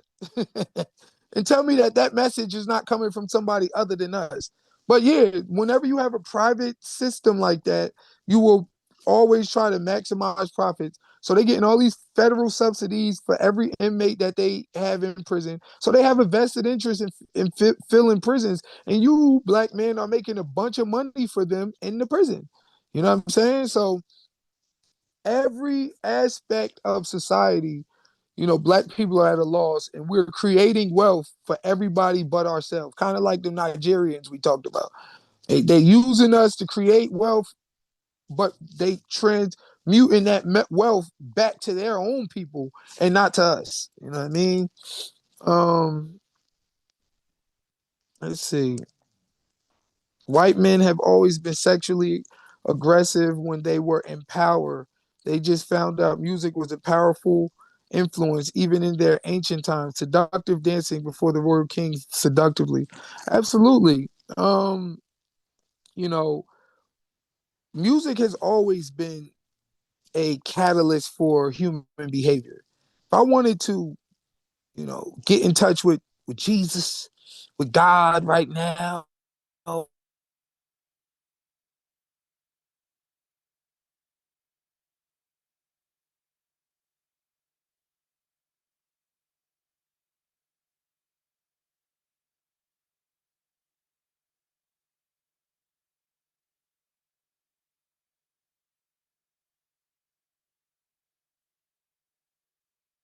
put on that joint, I'm gonna make love to my wife. It's a catalyst. Music is a catalyst for behavior. Even back during war times, you had the drums, boom, the drums for the war, we had war chants, it's a catalyst for behavior, you marching in the army. I don't know what you've been told. I don't know what I go for gold.